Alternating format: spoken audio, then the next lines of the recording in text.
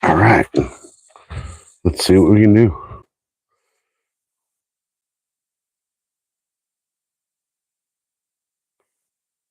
Oh, come on.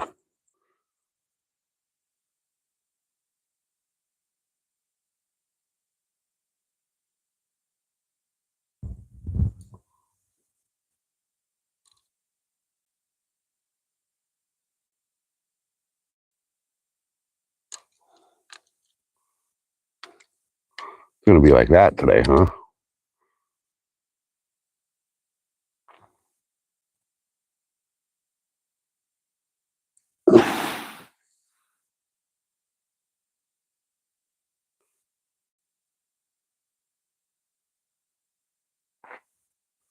It's going to be one of those days. I'm already tangled around my rod like 12 times. I haven't even got the freaking bait in the water. Hey, how's the audio? Leafy, what's happening, brother? How's the audio? Can you actually hear me? I've been having issues with the microphone the last few days. All right, let me get this out here. Actually, I'm gonna move this over a little bit.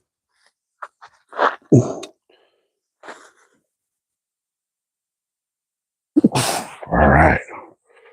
See what we can get.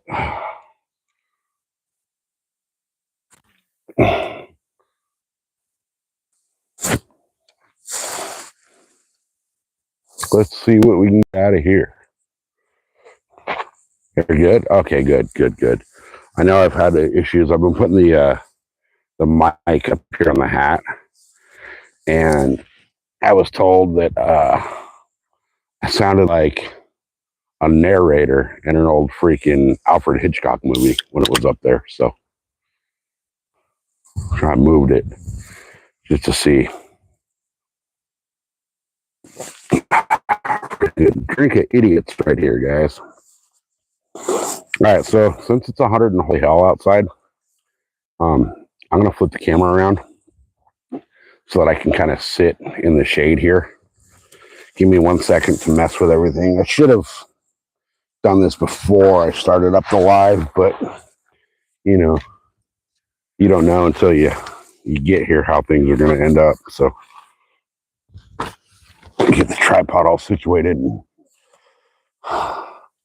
hopefully we can get some good fish. Dude, I know I need to get rid of the freaking monster habit that I have. Like, the sad part is I don't drink them for the energy drink part of it. Oh, whoops. I guess I should have locked in that leg. I don't drink them for the energy drink part. I drink them for the flavor, which I need to stop doing that because not only are they really expensive out here, but dude, they're so freaking terrible for you. They're so bad for you. But all right, guys, what do you think we're going to catch today? We're going to actually, are we going to catch today?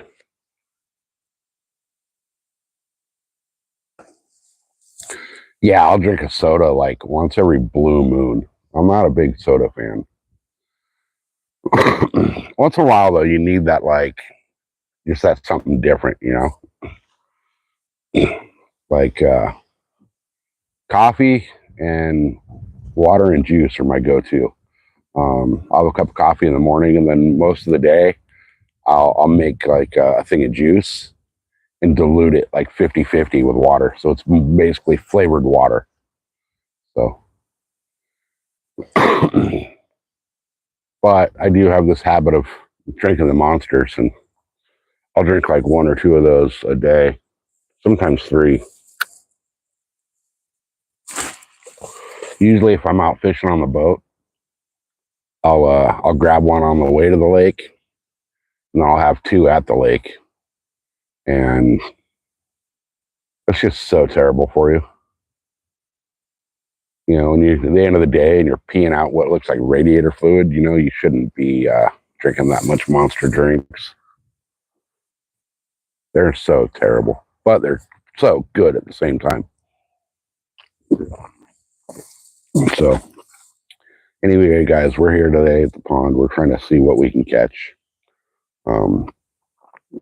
So far, nothing. I've only been here about 10 minutes. I have a little different setup than I normally do. Normally, I just, you know, a hook, no weight, no nothing. Today, I kind of have a little tiny, like 16th ounce Carolina rig set up. I don't know if that's going to help or hurt, but we're going to find out. And then it's kind of cool here. Like, if I wanted to fish for bluegill, yeah, Leafy, my email is in my bio here. So, anyway, what I was saying was there's so many bluegill here that it's not even worth fishing for them because they go crazy. Hey, legend, welcome in. Watch, I'll throw the bait and the little piece of bread. I'll throw it right out in front of my rod, and all of a sudden the water is going to boil with bluegill. We throw it a little farther out so it's a little more into camera. You guys see that? They're just everywhere here. No matter where I throw this bread, they're just going to rail on it. And then the funny thing here is, when you actually get the bluegill here at this little place, up and feeding and making a bunch of commotion, it draws in the bass like crazy. So I've actually caught bass here on white bread while the bluegill were feeding. So I tried that at the big lake the other day, and I just couldn't get anything to bite over there. It was just one of those days where I think it was too hot. Hey, Gray Wolf, what's happening, brother? Good to see you. It was too hot. The water quality over there has dropped so bad the last couple of weeks, as well as the water level. It's just been so low that I think all the fish in there are just kind of tripping out. But it's getting to the point of the big lake, and I'll be fishing the big lake tomorrow on the boat. I'm trying to get there early in the morning again. I got to take Dad with me, so I got to tell him we're leaving at 5. That way we're out the door by 8. But it's getting so hard to launch the boat at the big lake that it's almost impossible. I may only have a couple of weeks left to be able to launch there at that lake. And I had made myself a deal that I'm not going to launch the boat in any other lakes in San Diego this summer, because my goal is to catch that not the trophy bass. It'd be a trophy bass, but the lake record bass out of the big lake. So I decided I'm just going to fish the living snot out of that lake this summer and focus on only that lake. So I'll be there tomorrow, but the boat ramp is getting so absolutely low that the little courtesy dock that you can tie up to while you're, moving your truck and your trailer off of the boat ramp is actually not usable anymore. Once I get the boat and the trailer in the water to get the boat off of the trailer, the boat is out past that courtesy dock. So it's really hard to launch the boat there, because when you're backing the boat off the trailer, on your right, there's rocks. Behind you, you have about a 10-foot window before you run into a bunch of trees. And then to your left is a little channel that is just full of rocks, and it's impassable. There's no way you can actually get a boat through it. There's rocks actually sticking out of the water now. Whereas 2 months ago, I could back out and make that left turn and go right over the rocks. Now the rocks are a foot out of the water. And tomorrow when I'm at the big lake, you guys will be able to see just how low it really is. So the only benefit to that with the lake being that low, is that I can see all of the structure that's now exposed that was underwater. So come wintertime, when the rains come and that lake starts filling back up, I'll be able to have good visual reference of what's under the water. So that'll help in the long run. But for this season, I don't think it's going to do me any good. Now, there is still a chance over there to catch monster bass. The lake record there is 19.4 pounds. So, Bingus, good to see you, my friend. I have just got here. I've only been here 11 minutes. I have not got shit yet.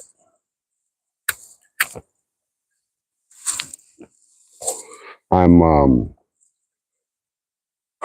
sticking to my secret bait to see what I can actually catch on this secret bait. And the secret bait is very, very, very hard to find. Very few stores carry this. It's extremely expensive and an extremely rare find in the stores. Let me show you what this secret bait is. It's Kroger Classic White Bread. Now, if you can find this in your local stores, I would highly recommend trying it. It works great for catfish. I've actually caught bass on it, and it works really good for carp. So, anyway, welcome in, everybody. Glad to see you. Thanks for jumping in. Appreciate it. There's 25 of you all in here. Hopefully you'll hang out and see what I can get out of this pond. Chat around, maybe, who knows, you might find somebody in your neck of the woods that fishes, and you guys can link up and fish together or whatever. But we're just chilling here today at the pond. It's a nice, beautiful day. It's a balmy 106 degrees outside. So, not a bad summer day in Southern California. We're just about, as the crow flies, about 400 yards from the Mexican border. And so far, we have no fish. We've only been here 13 minutes. Usually, I do get some pretty decent bass and catfish out of here. If you go back and look at some of my past live streams from here, you'll see that I've caught some really nice channel cat and a few really nice bass. Cody, I am in the U.S. I'm at the U.S.-Mexico border. Chris, there is no carp in this pond. So, a little backstory to this pond, which is really interesting. And as you can see, I'll pan around a little bit so you guys can see the pond here. This pond, less than 10 years ago, was nothing but a mud puddle and a trash dump. This pond has been here for many, many, many, many moons. It was originally and still fed by natural springs. They're hot springs. The water was blocked off to the pond and diverted to a resort. Neil, welcome in. The water that was feeding this pond was years ago blocked off and rerouted over to the hot springs resort to fill their pools. They have mineral pools and jacuzzis and whatnot over there. That resort has since been sold to a new owner who decided that the best thing he could do was to keep the mineral pools of the resort, because that's what the resort was known for. That is their niche. That is, it's a hot springs resort. Well, in turn, when they bought the property, a great amount of property around the resort came with the purchase. This pond was part of that. The new and current owners had decided that the best thing they could do was to restore the pond and the surrounding areas that have been just neglected. When they bought this whole area was basically a trash dump. People would come out here and dump refrigerators and couches and, you know, you name it. Just all the junk that you can't, you know, really easily dump at your normal, you know, landfill. So this became a dumping ground. They came out, they cleaned it up, they restored the area. They scraped all the junk and trash out of here and let the springs begin refilling the lake. In that time, as the lake began to refill, you know, there obviously was no fish in it because it had been just a little, you know, mud hole of a pond for so many years. Um, they noticed as the lake filled that somehow, some way, there was a whole bunch of leeches, and this was filled and created um, with the intent to become a swimming hole. You know, not only for the resorts from the guests from the resort, but for the local community as well. Um, we kind of joked that if we lived in an HOA, this would be our neighborhood swimming pool. Well, once they discovered leeches in this pond, they had some tilapia brought in to counteract the leeches. They figured the tilapia would eat the leeches, which they did. The tilapia in here have you'll still find leeches here and there, but the tilapia has really decimated the leech problem. Now, the next issue they found was that with the restoration project here came bullfrogs, to the point where bullfrogs had just overwhelmed the entire area and were actually being found out on the highway and, you know, in the residential neighborhood here, just everywhere. You couldn't walk down the road without, you know, the roads or the sidewalks jumping away as you walked because of all the bullfrogs. So they decided to introduce largemouth bass to counteract the bullfrog issue, which worked. The bullfrogs are now at a sustainable population. The bass have begun to breed and spawn in this pond and are growing their population.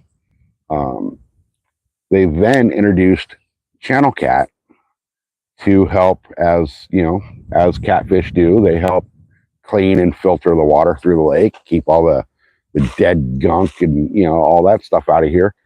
The channel cat are spawning and repopulating the lake, and their population is becoming sustainable. So between the bass and the channel cat, they noticed that their natural food sources were kind of starting to dwindle out with the populations, so they added bluegill.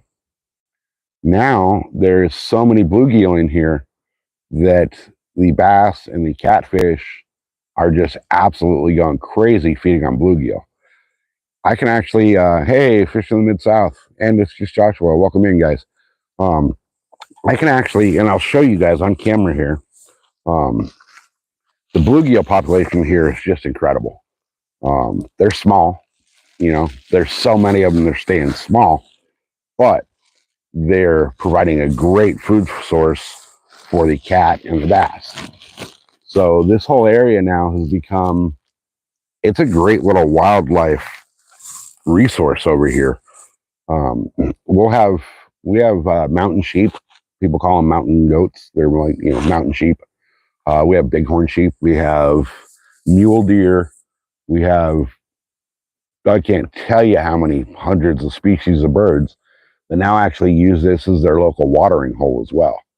So watch what happens. I'm going to take this little chunk of bread. Watch what happens. Watch just the right here, just the bottom edge of my rod. Watch what happens when this bread hits the water.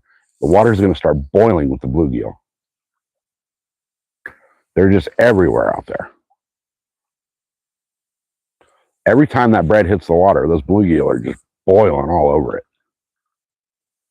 But what I've noticed here is that by doing this, by feeding these little bluegill, these little chunks of bread, it draws in so much bluegill that it creates chaos under the water.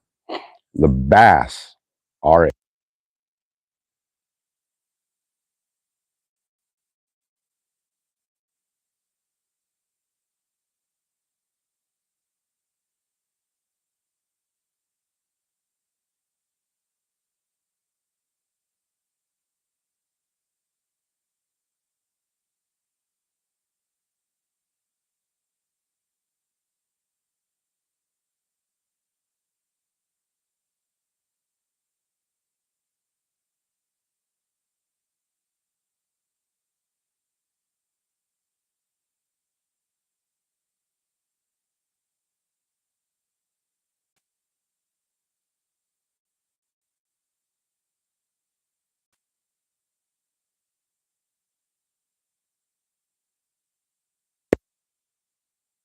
Is my audio back? Can you guys hear me now? Anyone? Anyone? Can you hear me? Yes. Okay, cool. Thank you, Chris. Appreciate that. My microphone somehow turned itself off. I'm not sure how that happened, but anyway, what I was saying here is that there's a really good chance um, of catching nice big bass.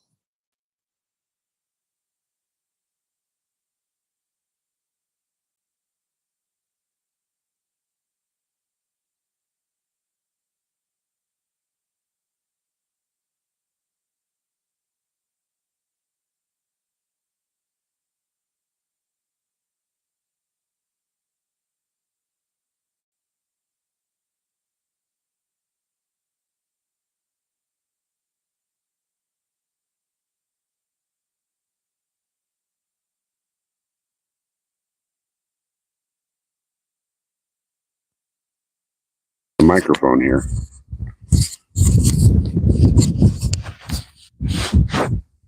All right, how about now? Is it back now? I'm having issues. I don't know what it is with the microphone. I'm going to try to redo something here. I'm going to try to, instead of clipping the microphone on my shirt, I'm going to try to clip it over here to where I can monitor the mic to see if.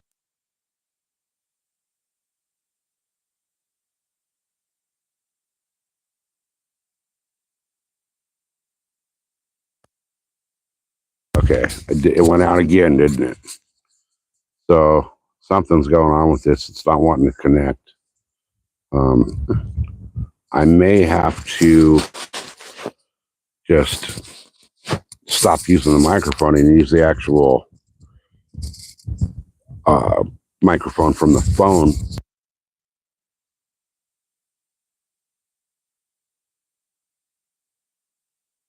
All right, guys, I'm sorry. The microphone, for some reason, apparently, I don't know if it didn't charge or if I didn't have it plugged in all the way on the charger or something, but apparently the microphone is not wanting to stay on. When I turn it on, it shows me a green light that says it should be good, but apparently it's not. So, unfortunately, due to that, I'll probably have some pretty bad wind noise here and there. Um, I may run down to the car real quick in a little bit here and see if I can get something that I can use to kind of block the wind, but apparently my microphone didn't charge properly. So now I'm stuck with just the audio from the phone, and I know it's probably really windy because I know the wind's blowing here. So let me see if I could try something. Are you guys getting a bunch of wind noise and feedback, or is it okay?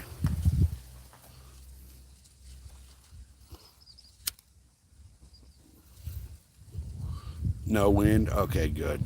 Hopefully it'll stay like that for a little while. I do have my microphone. Some reason it just didn't charge properly, so hopefully hopefully the wind doesn't blow me out here too. So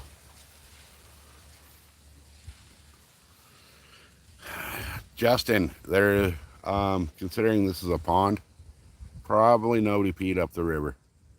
So, and if they did, whatever, it just adds to the water volume. So guys, we're on a goal here. I have two goals here. First goal is to catch the lunker catfish and the lunker of a bass out of this pond. Second goal is I'm trying to get to the 1,000 subscriber mark. Last time I looked, I was at like 865. So if you guys haven't hit that like and subscribe, I would definitely appreciate it. Help me reach my goal. Help me expand this channel out so we can get more Southern California fishing and chaos out to the people here. My channel is going to be going through some really interesting stuff come fall. late summer and fall. Um, Deer season starts, so we'll be doing some live deer hunts. Um, oh, I appreciate that, Finding Joy. We'll be doing some live deer hunts. I'm a bow hunter. I don't hunt with a rifle. Um, I do have many rifles that are capable of deer hunting, but I am not about the, shoot a deer from, half a mile away. Um, I am trying to do it the way that the natives did. I want to get up close and personal with that deer and harvest that deer strictly for the meat. Um, the day that somebody shows me a recipe to make antlers tender and edible is when I'll start hunting deer for their antlers. Until then, I'm hunting for meat. Um, I'll be doing quite a few long form videos from the deer woods. Um, I will also be doing some live videos where I can get service. There's a few places out there I know in a couple spots that I hunt that I can get service. Um, Also, as deer season starts to get into the real thick of it, desert season will be starting up out here. Currently, it's 119 degrees down in the desert, so it's not really, I can handle that. Check out this turkey vulture flying by. I don't know if you guys can see him. The thing is massive. He has about a 6 foot wingspan. But anyway, once the temperatures drop down into the deserts where it's comfortable to be out there, um, I'm going to be doing a lot of stuff on the dirt bike as well as the Jeep. Now, I'm trying to find some areas out there where I can actually do some live riding. Um, my goal is I have the GoPro that I strap on the helmet, and it's on my face mask and my dirt bike helmet. So my goal is to be able to live stream some rides out there this season from basically my point of view. It'll be like you guys are looking through my eyes in the camera on some of these rides. Um, I'm also going to be doing, and I put out a couple of videos yesterday from the shooting range. Um, it was 116 degrees yesterday at the shooting range we go to. It's an outdoor range, but we got up to the range that we were at yesterday. We can shoot up to 1,000 yards. We just have to uh, kind of move around a little bit and get our target set up just the right areas and whatnot to get out to 1,000 yards. But we can do that, and we're gonna be start doing that. If you watched one of my shorts from yesterday, I took a small little everyday concealed carry pistol and made 100-yard shot with a little 9mm pistol. Um, I also did a little video yesterday of a rifle that I have that's it was brought back from World War II. It's a Japanese World War II bolt action rifle, and that thing, the sights are non-adjustable. There is no scope on it. Um, it was the first time I've shot that rifle yesterday in probably 15 years, just because the ammunition for it is so rare and so hard to find that when you do find it, it's almost $75 a box. Um, and now with the California ammunition laws, it's closer to $100 a box for me because I have to pay an 11% excise tax as well as a $5 background check every time I buy the ammunition. So it costs me a lot of money to shoot that rifle. But it's a cool little video I put out yesterday on that rifle. It was a cool little experience shooting that thing again. So, like I said, we'll be doing a lot of fishing. We'll be doing a lot of hunting. Um, we'll be doing a lot of motocross, or not motocross, but motorcycle stuff. I ride both street and dirt. I do not ride tracks. I ride, deserts and mountains, basically on the dirt bikes. Um, the street bike, I really can't get cell service where I ride most of the time because it's up in the mountains. I try to stay out of the trafficy areas when I'm riding on the roads because, you know, people are stupid behind the wheel, for lack of a better term. But yeah, there's some really cool stuff coming out. So if you guys haven't checked out the channel, if you haven't subscribed, check it out. There's going to be some really cool stuff coming this year. Hey, Terry, good to see you. Welcome in. Um, and you know, guys, like I said, you know, even if you're just sitting here hanging out, chat with each other. Um, you know, there's some people in here that are actually really, really good people that hang out in this chat. Um, you know, follow each other around. You know, check out each other's pages. Get to know the community. It's bitchin' community. I had a great conversation the other day with Terry. Um, Met Terry from the forums here, and we had a great damn. It was a damn near a 4 hour conversation the other day. You know, there's really a lot of cool people that hang out in the chats here.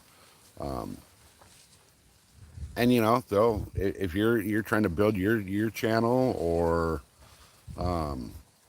you know, even if you just like fishing, hunting, outdoor stuff, off-roading, you know, hiking, all that kind of stuff, there's such a great community here that you might meet some people that'll show you some new spots, give you some new techniques, um, you know, the whole 9 yards. So glad to see you guys all came in. Um, Hopefully you guys have all hit that subscribe button. Looks like quite a few of you have hit that like, which I really appreciate. Um, I don't know. I don't like being the one that asks for likes and subscribes and shares and all that. From some of the research I've done, is that that actually boosts up the channel really well. Um, so, and like, you know, when I'm trying to boost my channel, I guess that helps the algorithms, but we'll see. Josie, you guys welcome in Miss Josie J. She's another one that you guys should follow, as well as Terry. Um, Finding Joy is another great channel. There's just so many of you guys in here that have such awesome content. Um, I'm glad to see you guys are all here. Um, Josie, you'll be happy to know that your little weird, creepy friend is banned from my channel. Um, I will put up with a lot with trolls and things like that in my channel. Um, you know, if you want to come in and ask me to do the Lamar edit and all that, I'll probably just, you know, make you look stupid, you know, crack jokes on your behalf. Um, but when you come into someone's channel and you disrespect not only the person whose channel it is, but people in that channel, I won't tolerate with that. I will not tolerate that. So, and it doesn't go for just my channel. That goes for any channel. Um, yes, Jesse, I am. He has earned himself a lifetime ban from my channel. Um, anyway, you know, guys, when you go into somebody's, I don't care if it's a fishing forum or, you know, cooking with grandma kind of a channel, respect the people there, man. Nobody's here for drama. Everybody's here just to hang out, have a great time, meet some great people, and hopefully, you know, like for instance, right now, try to catch some good fish. So, you know, high school's over. We don't need the drama. We don't come to watch YouTube videos for drama. If we want drama, we'll go watch daytime TV. You know, so guys, I've been rambling here. I haven't checked my bait. I'm going to check my bait. Odds are these bluegill that are out here by the hundreds of millions, as I can probably see 50 of them swimming by in the water here, probably have eaten my bait off the hook. I'm going to check it and reset it and see what we get out of here. I was going to do a challenge here today to see if I can catch all 4 species of fish out of here. Unfortunately, I forgot my super small hooks for the bluegill and the tilapia. I may still do that. I think I might have a couple in the car, and I might run up to the Jeep here in a little while. Hey, Black Rain, welcome in. Thank you for joining. Hopefully you're enjoying the content, and it seems like you do know a few of the people around the chat. Hopefully you hang out and see what we can catch, and hit that subscribe button for us, and follow along the journey of the what I'm now calling SoCal stupidity. We really do some crazy, weird stuff in here. So let me go reset this, guys, and see what we can get.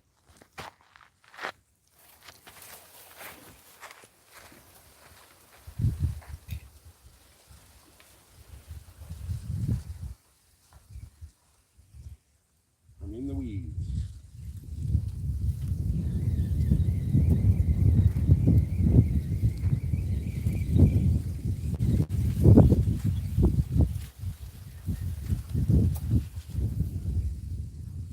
Now I will tell you guys, whoops, fish do not like salad. They're not vegetarian. Some of them are, but there's no vegetarian fish in here. I highly doubt I'll catch fish on a salad. So what I'm going to do is this setup that I'm using, I haven't caught anything on it here before. I put this little tiny, I don't know if you guys can see that on camera, little tiny weight, just to kind of give me some extra casting distance. But everything I've ever caught out of here has been with no weight tied on. So I'm going to re-rig this real quick and see if maybe that weight is what's causing me not to catch fish.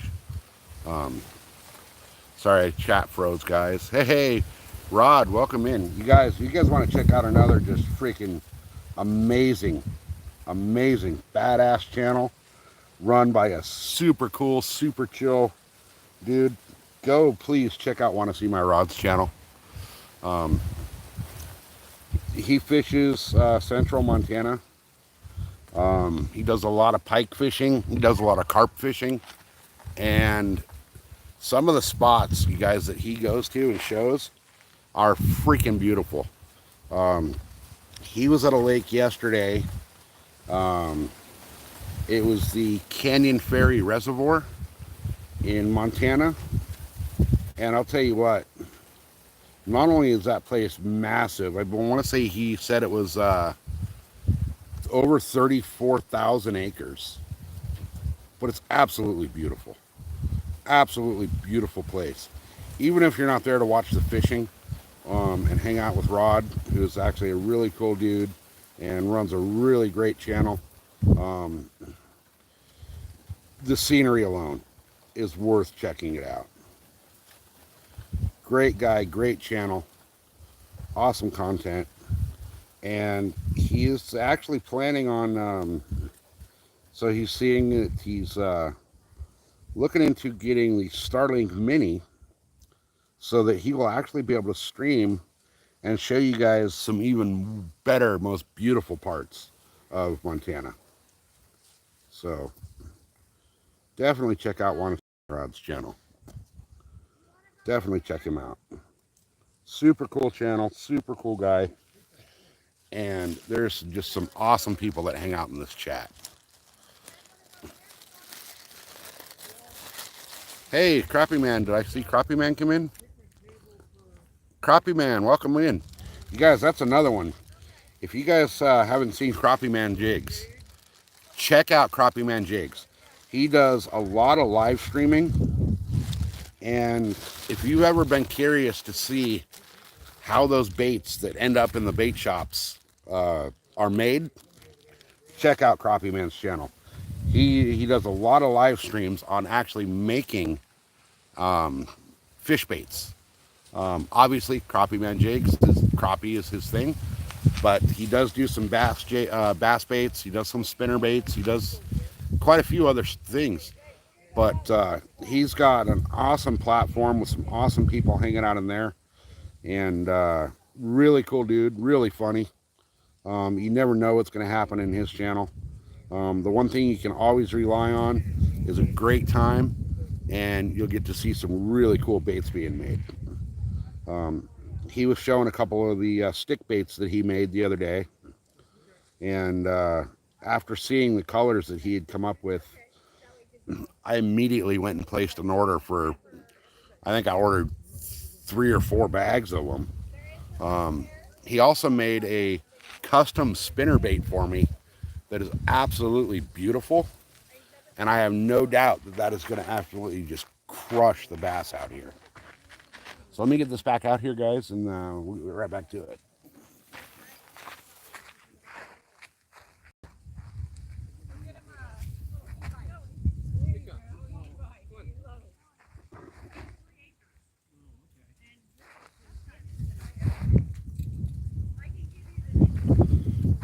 All right, I'm pretty sure that just landed straight in the freaking middle of the weeds, but I'm hoping that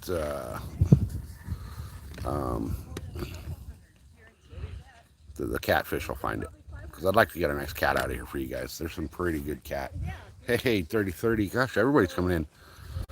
Bay fishing with Yoshi. Welcome in. Glenn. Hello. Hey, how you guys doing? Good. How are you? Great. Come on, Mika. Don't bark. Come on. Oh, God. Come on. Fucking. Mika. Nope. That's what. I got her. Come on. She'll be fine in a few minutes once she hits that Yeah, water. yeah, she's like, give me. She'll hit that water and forget all about everything.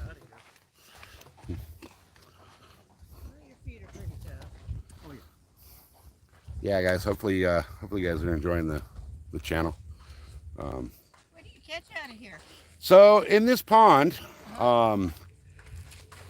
you guys are you guys staying at the resort or? No. Oh, we're with them. We're part of the family. Oh, okay. So when they restored this pond, as you probably know, it used to be just a dirty, trashed little mud hole. When they restored this pond, they incorporated tilapia because they had a problem with leeches after they refilled it. Oh, okay. So they put tilapia in here to deal with the leeches. Yeah. And then came a bullfrog problem.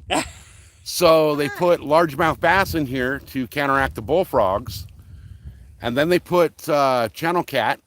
Damn. So that catfish are filter fish and they clean up the lake. Right. And then to feed everything, they put a bunch of bluegill. Oh, so you got a So little bit of we have a chance of catching all 4 of those. How's it going, guys? Hi, Mom. What's up, Gene? How you doing?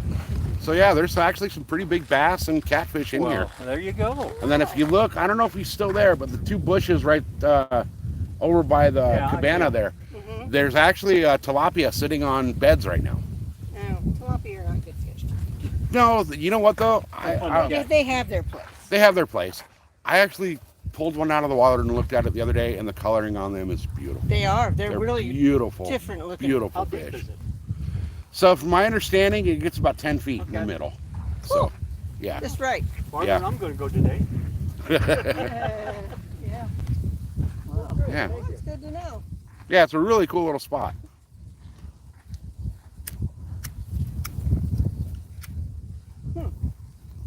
Really cool little spot.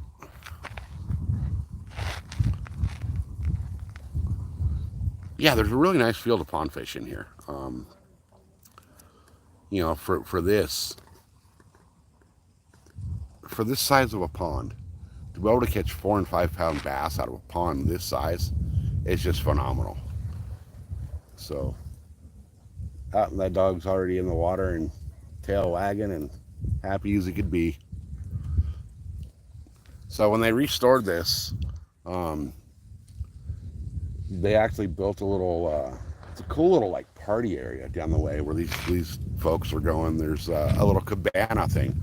It's like an old, I guess I'd call it like a Hawaiian style, like little tiki hut type thing. They took a bunch of logs and built the posts with a roof. It's just basically a patio cover, but they used palm fronds for the roof. So it's actually a pretty cool little spot. And then it's hard to see on camera right now, because everything's like scattered around the lake.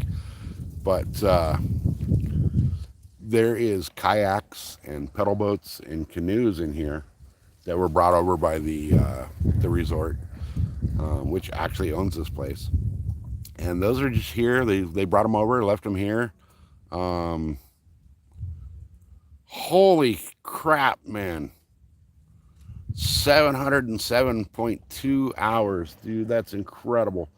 I was thinking it was going to be right around that 1K once I saw that number from the end of the live, man. But congratulations, Rod. That's awesome. That is freaking awesome. 707 watch hours, guys. That guy's right there. If that doesn't tell you something about his channel, and you guys haven't gone and checked it out, that right there should tell you a lot. So hey, Paul, welcome in. So yeah, what I was saying was that there's all the canoes, there's the kayaks, I don't know if I can actually zoom in and you guys can see it. Right here, hanging from the tree, there's like a little hammock chair that you can sit in, and it basically just like dips your butt in water. And right next to it, there's a tire swing over there, and it's hard to see. I can't zoom in any farther on it, but I'm pretty sure you guys can see the tire swing hanging in the tree right there. That actually used to be over in the tree right there where those rocks are. Somebody moved it, but you know, all this stuff is here just for everybody to come and enjoy. Now the problem is, like, some of the people from the tourists that come and stay out here have kind of destroyed some things. Most of the paddles for the kayak are gone. The canoe paddles are gone. In the last few days, someone has actually come in and left new paddles for a couple of the kayaks and the canoes, which is really cool because we don't know who it was, but we know that was a local. Somebody that lives out here came out and did that. So it's really awesome to see the way that the community comes together in a small town like this. These little ponds are fed from hot springs, and they're actually mineral springs. The water is extremely alkali, and I forgot what the other component of it was. Jeff just told me the other day. Jeff's the owner of the resort. He told me the other day, and I cannot remember what the second property of the water is. But there's been studies done on the water in these springs, and come to find out, there's actually, and you guys are going to laugh at me when I say this, there's actually healing properties in these waters. Some of the minerals in these waters help with like inflammation and circulation and things like that. And that's what keeps the resort going, is their mineral pools. People come up from all over the world. The resort was actually listed in the top 25 hotels of 2025. So it's a really cool little area, really cool little thing. And the funny part is, we're right on the Mexican border. As we sit here, we're 300 yards, 400 yards from the Mexican border. We have more border patrol roaming around this town than we do anything else. This is a town where everybody comes together. There's one little store. It's a glorified convenience store. It's not very convenient because of their prices, but they have a deli in there as well. The deli is phenomenal. The guy that owns the deli part of it, his name's Danny. He does everything he can to help the people of this community. They are currently putting over at what used to be, it was the senior center, because there's, the majority of people out here in this little town are, retirees. So they have the senior center over there. Well, they've done away with the term senior center. It's now become the community center. There's a park. There's all kinds of really cool stuff over there for the kids. There's, cool stuff for, birthday parties and, having people over and you want to go over to the park and barbecue kind of thing. There's some cool little metal sculptures over there.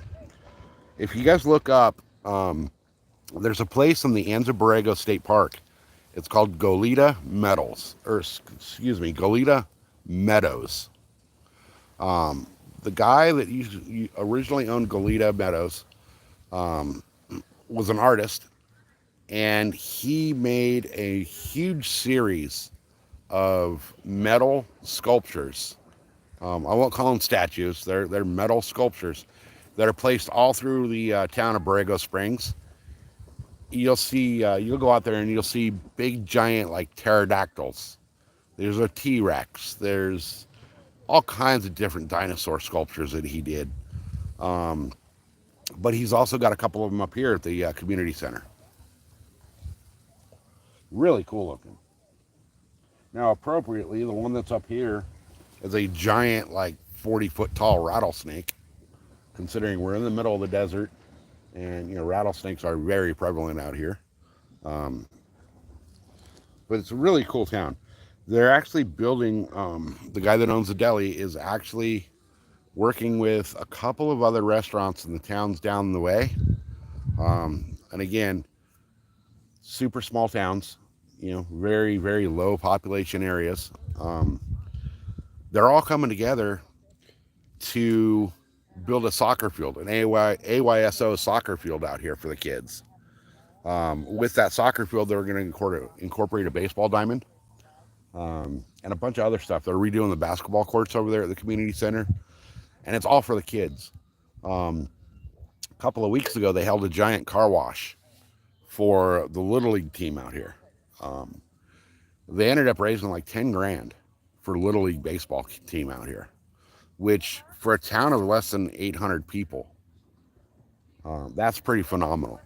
We had towns and I guess you call them agencies or clubs or whatever from another county show up, and they donated like $4,000. So, you know, when you got people from the next county over coming to donate to your county's kids through a car wash and, you know, Little League program, that's phenomenal. That is just, you know, that is the epitome of the communities coming together. You know, as much as I'm not a fan of this stupid state that I'm in and our stupid laws and our stupid politics, it's things like that that made me appreciate the people. All right, guys, I have not caught anything on this. It's been out there a few minutes.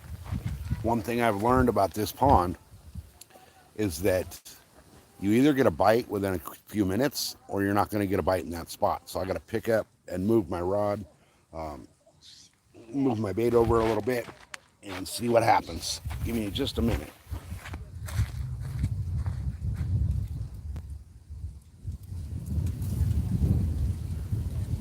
Oh, I'm in the weeds. I can feel it.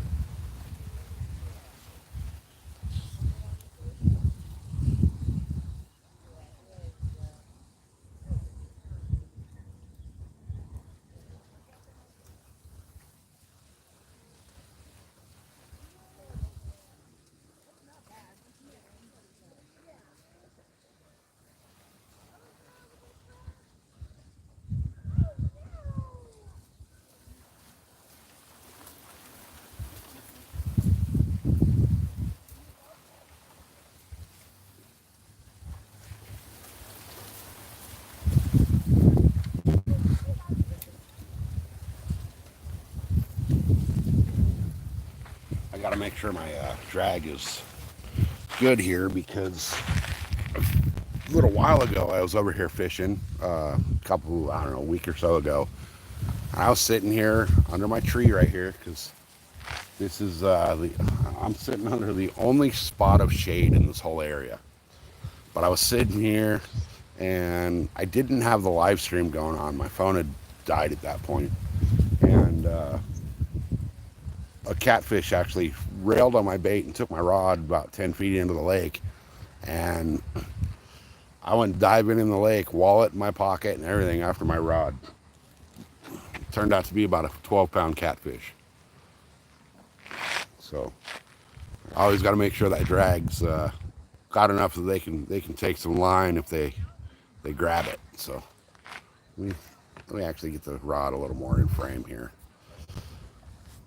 So it's been weird here the last few days. The fishing's been really slow, and it's because my theory, I can't state 100%, but my theory is because of the water level here has dropped about 3 feet in the last week, and it's been triple digits every day. Last night our low was 86 degrees.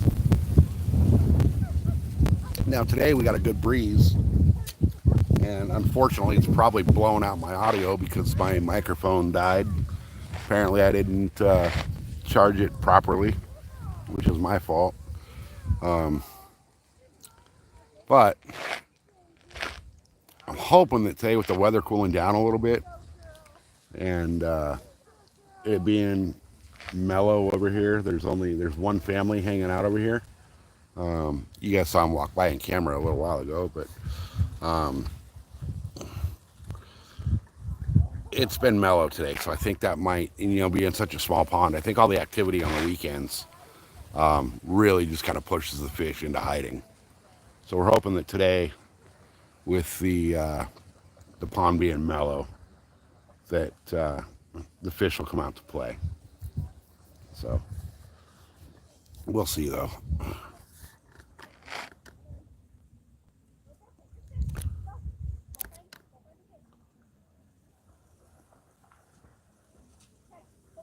Yeah, exactly, Rod. You got to cut your drag way down. You got to leave that line loose when you're cat and carp fishing with your rod and the holder. Now there are some that lock the reel in so it won't slide out. But you're still, you still always have that chance of that fish pulling that rod holder out of the ground as well. So there's the video with the catfish still hooked on the rod that the guy dropped. I've seen those. I've actually caught, and I don't know how I did it. I thought I was snagged at San Vicente. I thought I was snagged up, and I ended up reeling in a little ultralight rod that had a bass on it. It was wasn't a huge bass. It was like a 1, maybe 2 pound at the most bass, but there was still a bass connected to that ultralight rod, and it was just swimming around the lake with a rod.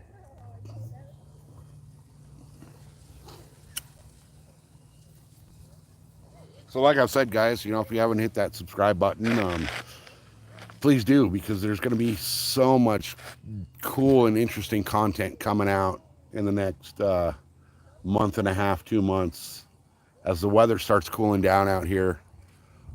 August and September are our hottest months by far out here in Southern California. I'm expecting that we're going to have triple-digit temperatures for the next 3 to 6 weeks. But as soon as that temperature starts cooling down and our deserts start cooling down, when I left the house, I checked. I was debating on going to another spot down in the desert and trying for some striper and smallmouth out there. I checked the temperature today, and it's supposed to be 119 degrees. And there is absolutely no shade out there. So I decided against that. I figured I'd just, walk over here to the pond. I got 10 steps out of the driveway and figured that I'm old and fat and lazy, so I'd jump in the Jeep and drive over here. But I'm only a 3-minute walk from my front door. I could literally pick up right now and walk home, and I'd be home in 3 minutes. So this is a cool little neighborhood spot. Hopefully we can get some fish. I might switch it up here in a minute. I did bring, I've been trying to fish this pond with the minimal amount of gear. I've done really, really well. The bigger fish that I've caught here, both bass and catfish, have all come on bread balls. I'm basically throwing out a a carp setup for bass and catfish here and doing really well. But I did bring a package of assorted mixed plastics. So I may try those in a little while here for some bass. My box of hooks that I bring with me, hooks and weights that I bring with me, is tiny over to this pond. I could pretty much carry everything in my pocket. I do have a little like canvas bag that I bring it over here, just like a little, like, I think it was one of the wife's old makeup bags or something. But you know, I just bring that because I can carry, you know, my water and my drink and my bread and all that. And makes it a little easier on me. Sorry guys, my chat has frozen. It was stuck way back on somebody talking about, I think it was Rod. It was, no, it was somebody was talking about a fish being still on a rod that somebody caught. Let me scroll through here real quick. It was Glenn McValor or Glenn McWard that said that. So let me catch up on chat real quick, guys. Be patient with me. I don't know what it is. YouTube's just for some reason going funky with me, and once in a while my chat will just stop on a message and quit scrolling.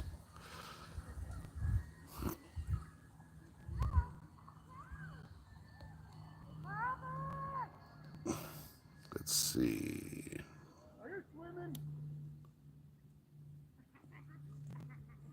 Braxton, are you saying July is the hottest? No, dude. August and September are the historically hottest months in Southern California. Dominic, welcome in. Oh, Josie. Okay, I think I'm caught up. Josie, you ordered some of the. You're gonna have to let me know how those work out, because I've been eyeballing those, and I really want to check those out. My wife has unfortunately put the hammer down and isn't letting me buy any more fishing equipment at the moment. I have over 60 pounds worth of freshwater fishing gear. That's just my tackle bags. That doesn't include my rods and reels. She went through the garage the other day and did a count, and I have like 37 freshwater rods and reels. So she was not happy because the majority of those are fairly new, within the last year and a half. Funny story, when we moved, we bought a new house way farther away from town, and when I moved, I could only find 2 of my freshwater rods. I had all my saltwater gear, but I can only find 2 of my freshwater rods, and I now have 37. So, and we've only lived out here for, you know, coming up on 2 years. So she's not happy about that. But oh, your birthday's on the 17th? Nice. Well, happy early birthday.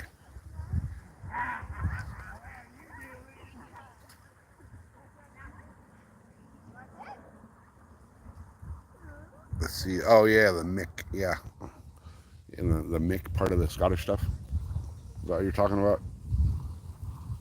Wait, no, Mick's Irish. Either way. Hey, Jose, welcome in. So, guys, I haven't caught anything on the bread balls. I don't know what the heck is going on. Oh, your birthday's husband's the 17th. Okay.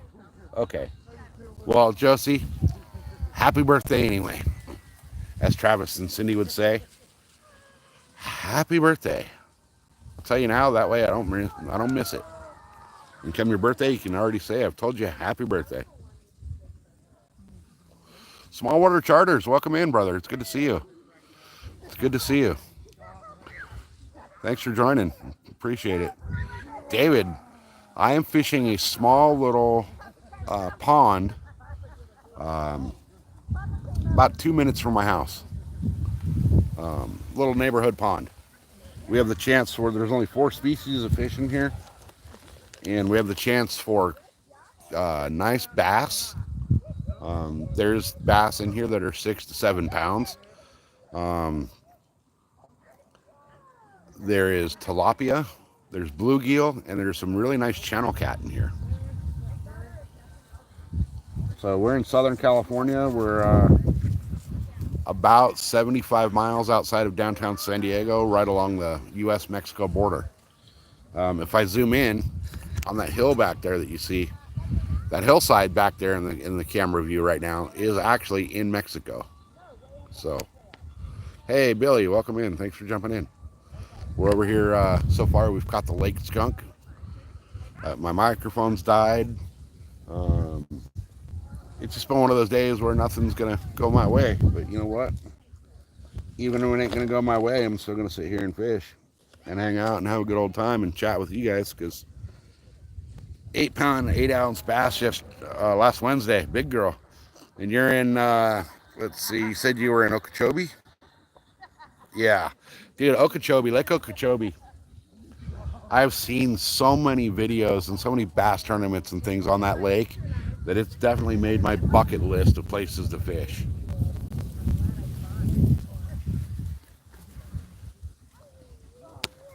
Oh, Rod, I'm sure your voice is just done from, you were on, dude, you went on a freaking marathon yesterday. Rod did the Boston Marathon of live streams yesterday, which was freaking phenomenal.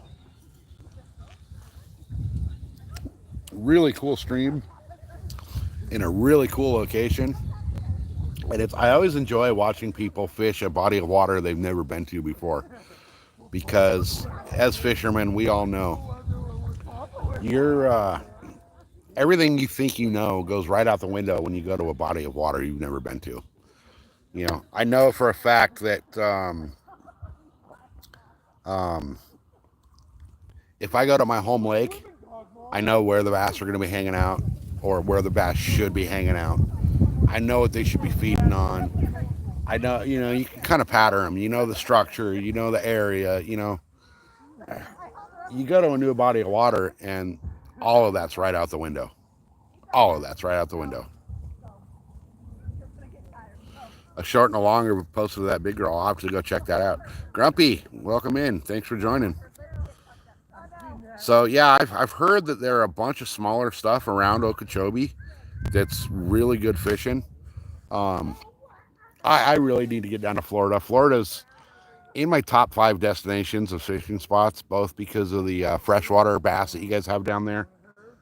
I mean, heck, you have your own, most bass are named after the Florida bass, the Florida strain bass. But because of the saltwater, and saltwater fishing is where my heart's at.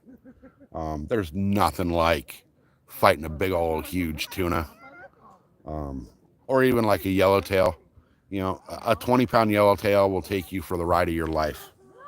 The bigger ones are even better. You'll think you hooked onto a darn freight train. But Florida, between the saltwater and the freshwater fishing there, it's definitely made my bucket list.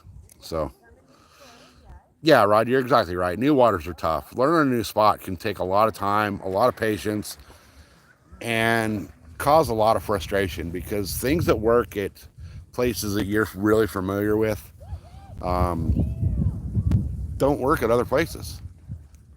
I can go to my home lake and know that a black blue jig or my donkey rake. Oh, fish on, guys, fish on.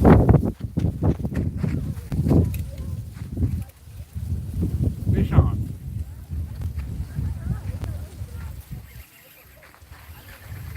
Oh, he's pulling too.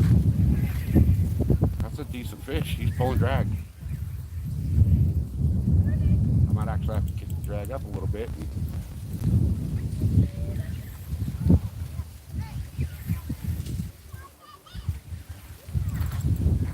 All right. Fresh one. He's not head shaking like a normal catfish. Oh, there he goes. There's the head shake.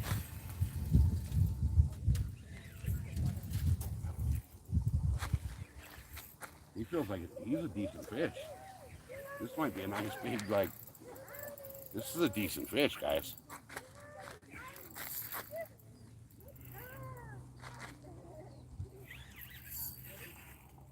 Oh, oh, he just surfaced a little bit there. He's good. He's a good fish. He feels like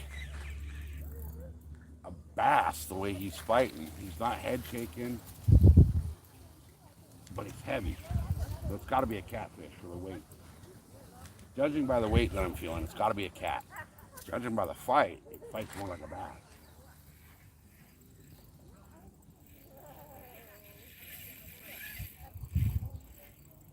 That's a good fish. I may have hooked the biggest fish in this pond.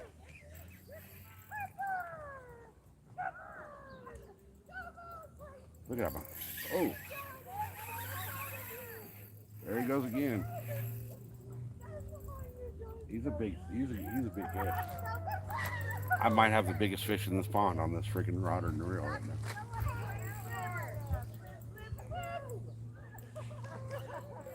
That or I got a little dink that got caught up in the weeds and he feels like he's 25 pounds. But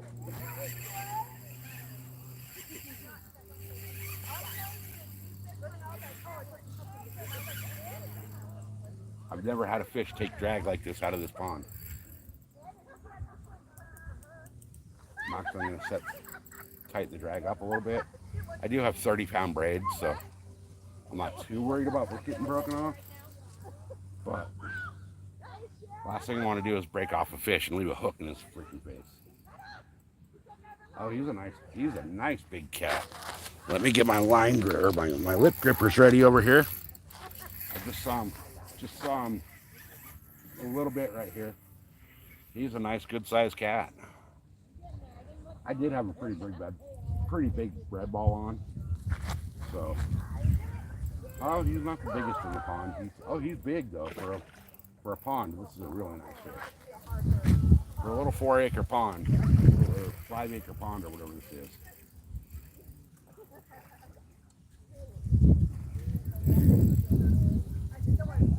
This is a big catfish for a little pond.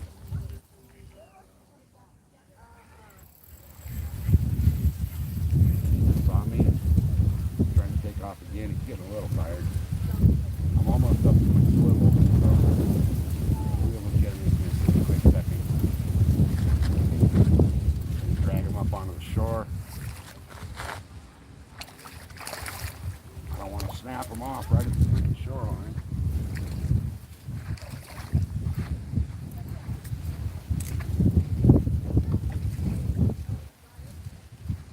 Got him. How's that, guys? How's that for a nice catfish? Nice big catfish in a little small pond. What do you think of that? He's probably 8 or 9 pounds, maybe. I don't have a scale with me, so I need to start bringing my scale. He absolutely choked that hook, though. What do you think, guys? How's that? How's that for a nice big kitty? 4.5. Right? I know. That's nice. Good one. It's a nice cat for this pond.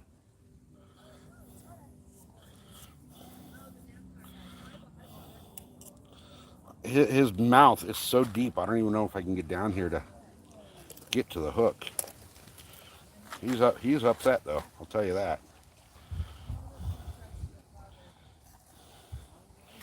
He's gut hooked, guys. So what I'm going to do is I'm going to send him off with that hook down there because I don't want to try to yank it.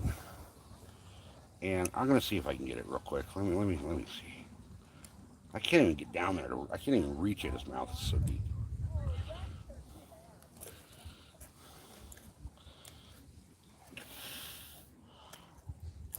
Yeah, I'm not getting that hook out of him without hurting him, I don't think. Let me give it one last try. That's pretty good. For this pond, that's a big cat. Yeah.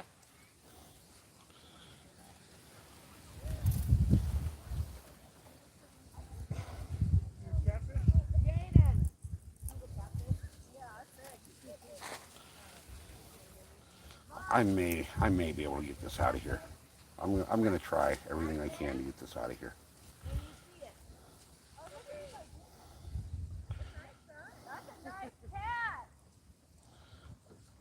All right. He is from my hip to my foot. Look at that. You guys see that? That's a big old kitten for a little pond. That hook's not coming out of him, guys, unfortunately. I'm gonna just cut. I don't want to hurt him any more than I have to. I can't really get in through the gill plate without messing his gills up.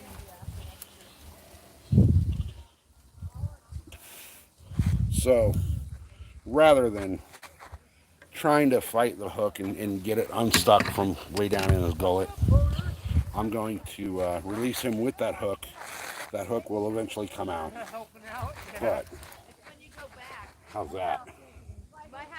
How's that for a nice big cat? That's a great catfish. So we're going to let him go. Give you guys one more look at him. How's that guy? Nice big fat belly on him. Nice big old chunky head. And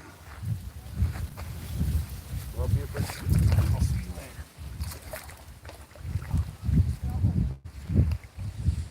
Alright, come on, swim away, bud. Swim away. I'm gonna get some air here. There you go. And away he goes. Alright, he's swimming off just fine.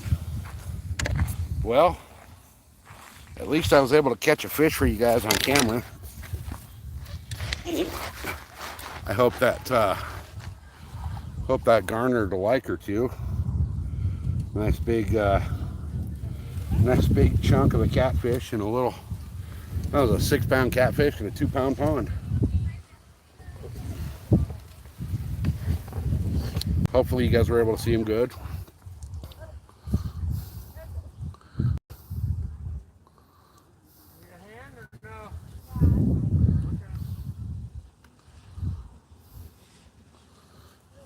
All right. Sorry guys, dealing with that, bud. Kind of made me get way behind in chat. Let me kind of try to catch up here.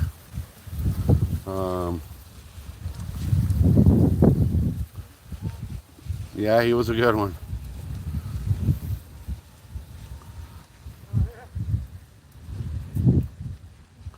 Oh, that would suck leaving your phone and everything there. Hey, Dirty Strawberry, welcome in. Yeah, for this pond, man, that was Nessie. I'm kind of wondering if that might have been the biggest catfish in this pond right now.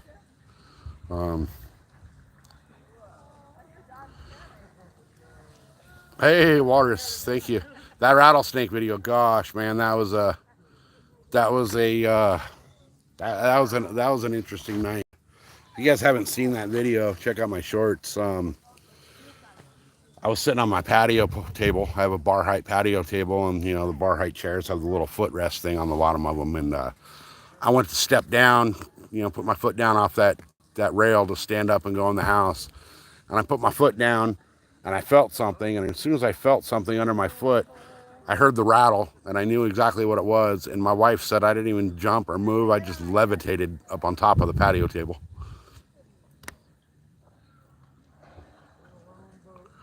Oh wow, the chat was so far back. It was still back from when I was reeling that thing in. That was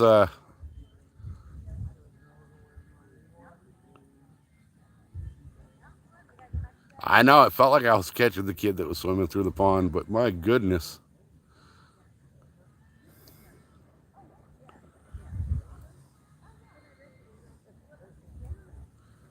Let's see. I am so far, guys, I am so far behind in chat that I'm just going to have to scroll. Looks like a 10-pounder. Yeah, Josie, I can't say for sure that it was a 10-pounder. But I will say that was probably a 10-pound fish. So yes, this is a natural pond, David. I'm caught back up to chat, guys. Thanks for the patience. This is a natural pond. This is fed by a hot springs, a natural hot springs. And as I was saying earlier, a few years ago, the resort that owns the property that this pond is on was sold to a hey, thank you for the sub, Tristan. I appreciate that. Greatly appreciate it. The people that bought the resort that owns the property that this pond is on did a complete restoration on this pond itself. It was a mud hole when they bought it, and they have actually taken it to a very, as you can see, good fishery, as we just saw. But it's become a local hangout for all the people in the neighborhood. It has become a great spot for wildlife out here. We have quite a bit of wildlife that comes and hangs out and uses this for their water hole because we are in a desert. Tristan, yes, I actually, bass fishing is the majority of what I do. If you go look back through some of the lives and some of my shorts, you'll see that bass fishing is my thing here. I've caught some really nice bass here on live. I'm currently chasing the lake record bass at my home lake. And tomorrow I will be streaming from the boat in the midst of the chase for that big lunker bass. The record at my home lake is currently sits at 19.4 pounds.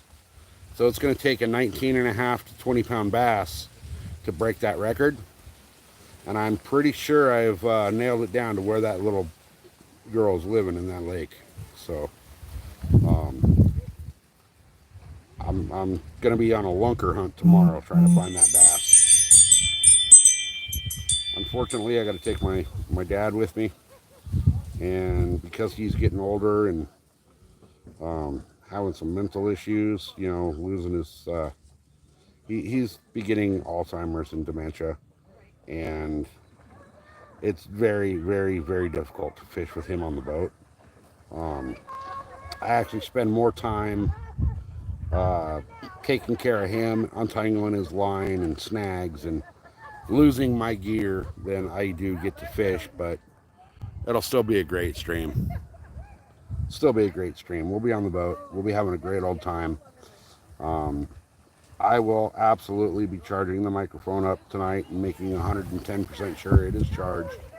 So the audio will be decent. But yeah, tomorrow's going to be a fun stream.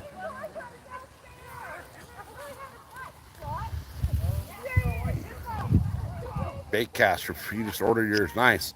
Baitcasters have a learning curve to them, but once you get them down, man, I love my baitcasters. I've been fishing mostly spinning reels. This season, just because being on the boat a lot, like, you know, being on the boat with my dad, it's very difficult. And a spinning reel just kind of is one less thing for me to worry about on the boat. So that's why I've been fishing spinning reels, but I prefer bait casters. Now watch this, guys. Watch as I'm going to throw, you see my blue rod holder right there in the middle. Watch when I throw this little chunk of bread out. Watch the water just start boiling.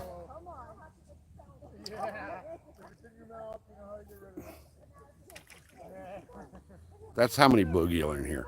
One little chunk of bread hits the water and the water just starts boiling. I could throw a cast net right there and catch 100 bluegill right now if I wanted to. I mean, is that just crazy? So now I got I got my new hook tied back on. I need to get some longer pliers. That cat had throated that hook so far down that with the pliers I have with me, I couldn't even get to the hook. I tried, but I'd rather, and he was throat hooked. I would rather release the fish with a hook in there and give him a way better chance of survival than to rip that hook out and you know, destroy him. A lot of times when you try to get that hook out when they're gutted, when they're gut hooked like that, you're just going to end up doing more damage. So to me, it's worth giving them a fighting chance. I've caught bass and I've caught catfish and I've caught trout that all still had hooks inside of them, and they all fared just well. They were all alive. They bit a second time, which tell me, you know, that they're doing fine. They're able to survive that. Um, and the hooks that I use will eventually rust out of there anyway. So we're gonna put another bread ball on here since that's what caught it. I was just about to get up and move my my bait. I was gonna move it over. I had thought that, you know, hey, that's been soaking a little too long in this pond. I gotta move it. And all of a sudden, here came Buford. So that was a nice big cat for this. I will honestly tell you guys, that is my PB fish out of this pond. Um, that is definitely the PB out of this pond. So I'm going to use another bread ball here. I'm going to take that out and let it soak for a little bit. And hopefully I can catch his older brother. But for that was a good 7-8 pound fish for a 2 pound pond. I'm not going to argue with that one bit. Yeah, I really do need to throw. I got a long pair of needle nose. I really need to throw something longer in my bag. Somebody would be so kind as to, hey, Noda, welcome in.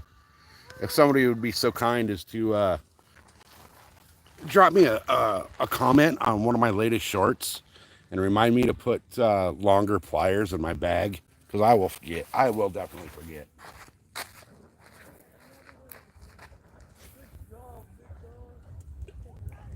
I'm not happy with that. That's not where I want that. That's right in the weeds, and I know it.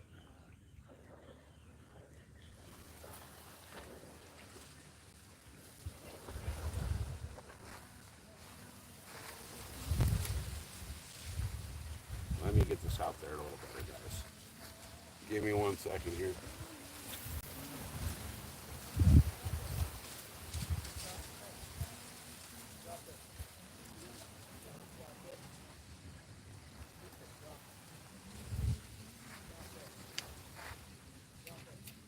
So I did tighten my drag for that fight, so I'll loosen it back up.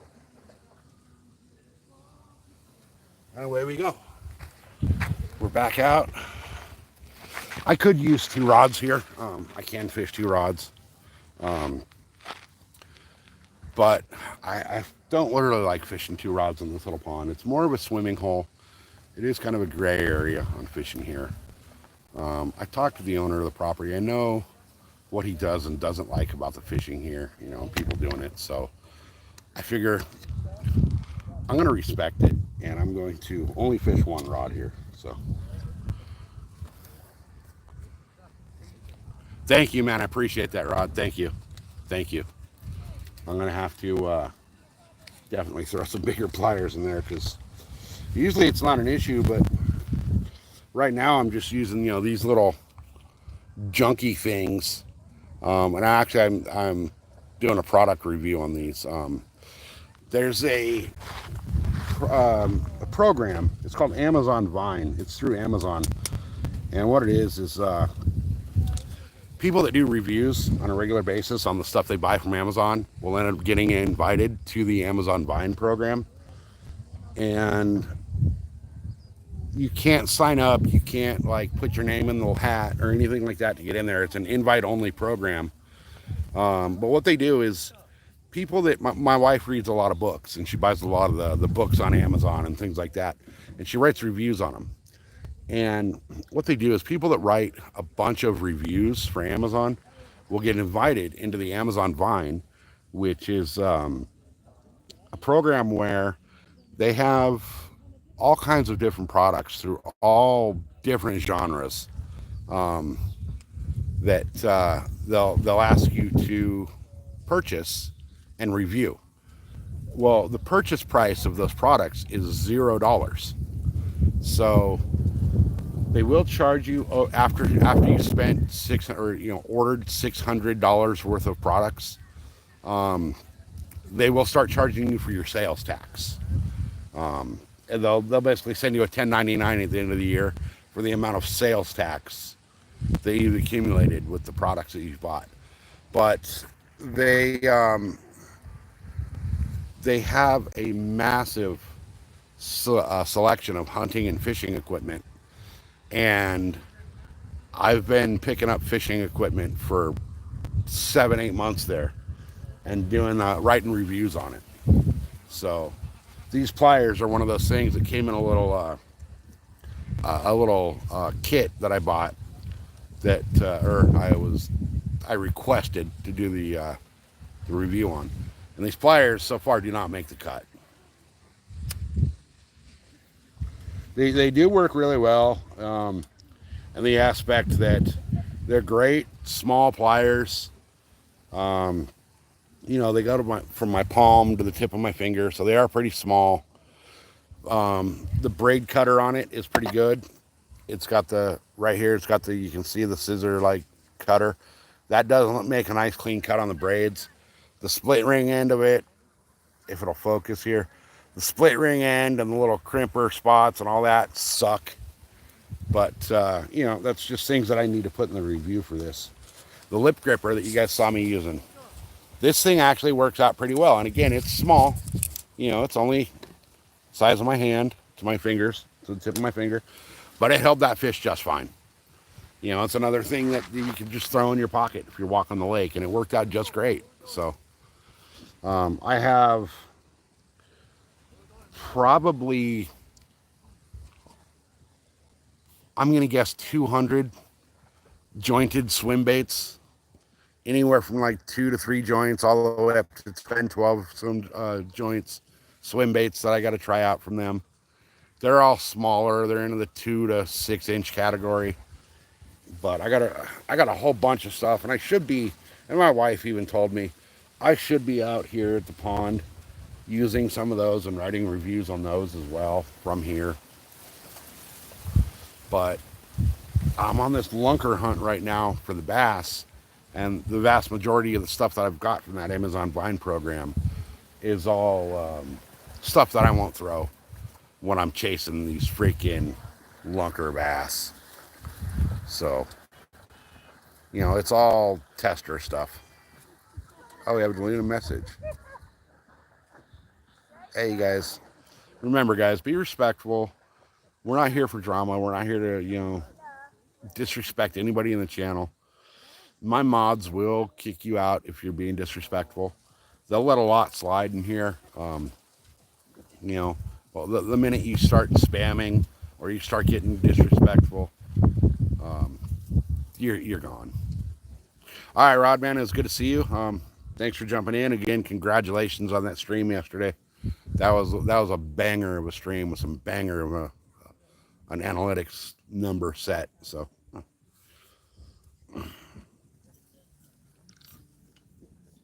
I'm glad I got that one fish, man. Oh yeah, I'll be here. I'll be here until my battery dies. I didn't bring the power bank, so I'll be here until the battery dies on the phone, or damn near dies. And I may come back over later. I think you appreciate it, man. It's always great hanging out in your channel as well. You have a great forum over there. It's always nice. It's always fun to chat over there. But yeah, I may once I call it here, I may Josie reminded 3 times to bring the big pliers. The funny thing is, I'll probably still forget. But no, I'll put them in when I go back to the house. I'll put the bigger pliers back in the thing when I go back to the house. They're actually on the boat. And I know you guys hear Rod say that a lot when he's bank fishing. That, oh yeah, I had this, but I left it on the boat. Well, it's when you're fishing bank and boat, it's so hard to just grab everything off of the boat or out of your bank bag and remember to transfer it from one to the other.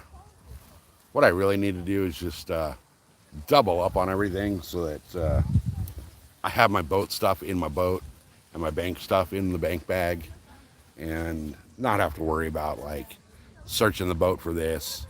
Yeah, exactly. If I could fit the boat in the go bag, I'd be happier. Oh, I don't know if you guys can hear that on camera, but there's a very, very angry rattlesnake behind me. He's up in the bushes there behind me. I'm not worried about him, but something spooked him and made him start letting everybody know he was there. But yeah, it is just so absolutely hard to keep everything situated when you're going from the boat to the bank, to the boat, to the bank, to the boat, to the bank. Ideally, I'd love to be able to just, take the boat and drop it in the water every morning or whatever, but that is on my goal. Anthony, good to see you, brother. Thanks for jumping in. You just missed a really, really nice cat. Also, Anthony, your the check is in the mail. I verified this morning at the post office when I went over there to check my P.O. box that the collection guy had been there and picked everything up. So there's a package with some stickers in it on the way to you, my friend. I actually need to I got to call Eagle. I got to call up Eagle and get his new shipping address as well, because I want to send Eagle some.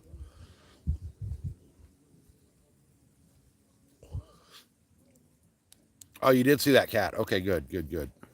It's been really hard for me to keep up a chat today. Between the glare on the phone and the chat freezing like it does, I don't know why it's been doing that on the lives. Apparently, it's not just me. I've talked to a few other people that said they have the same issue, where they'll be on a live stream and the chat will just freeze. They'll be sitting on a message and, reading a message, and it looks like nobody else is typing anything in, and you scroll your screen and there's 2 hours worth of messages that you missed.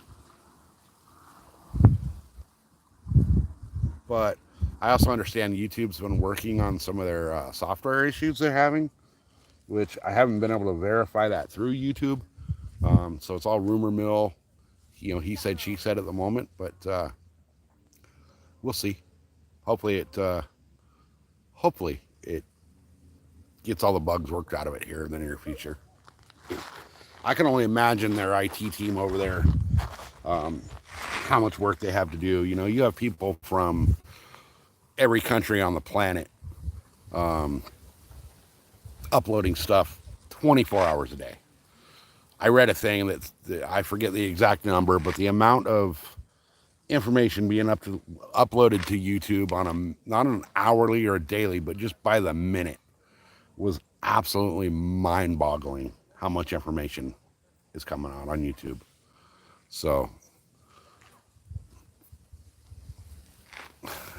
yeah. Jose, welcome in. I just changed up to fresh bait, my friend. Unfortunately, you just missed the fish that I caught, which was a very large fish for such a very small fishing hole. Appreciate the input, but little late, bud. Little late.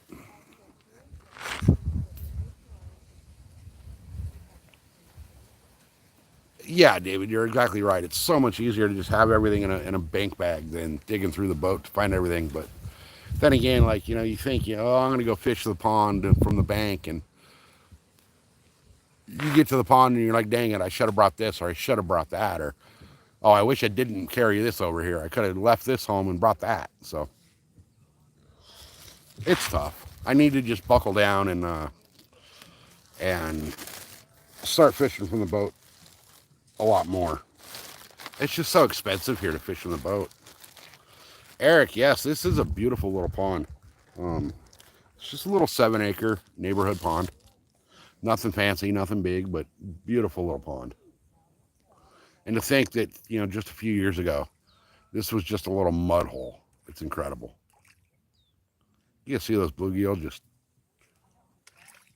boiling up like freaking piranha.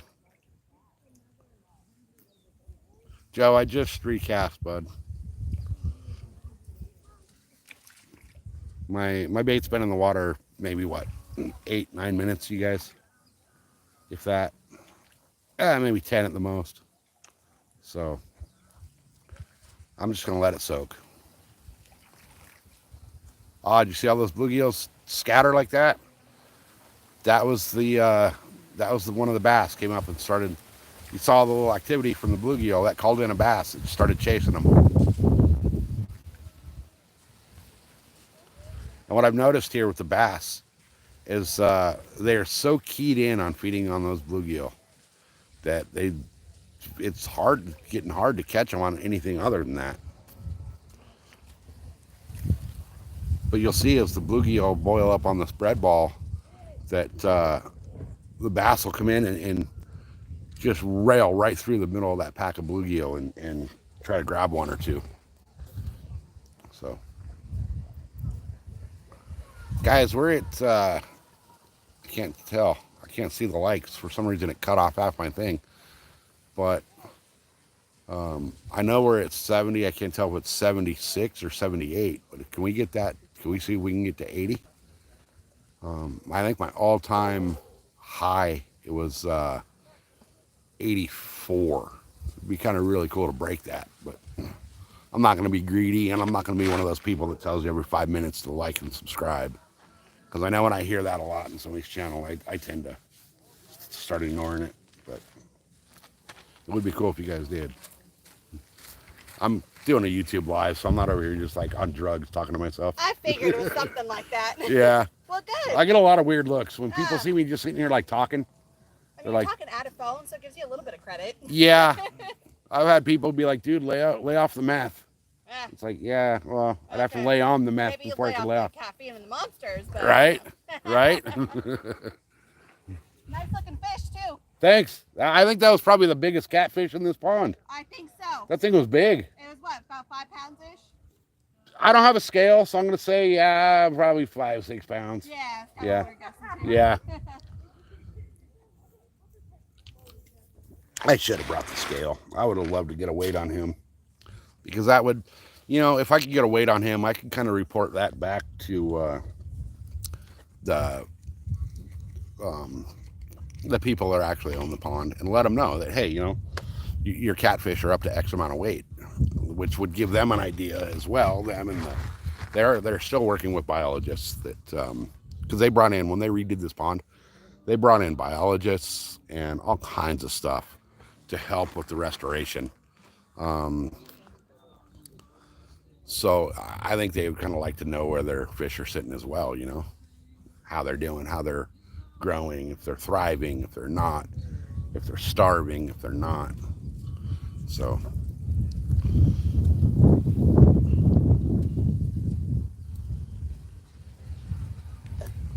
dude, do it. I was really skeptical about going and doing the fishing lives and all that too. I'm by nature, I'm not one to go out, and I don't like being in public a lot. I don't like crowds. I don't like any of that. I'm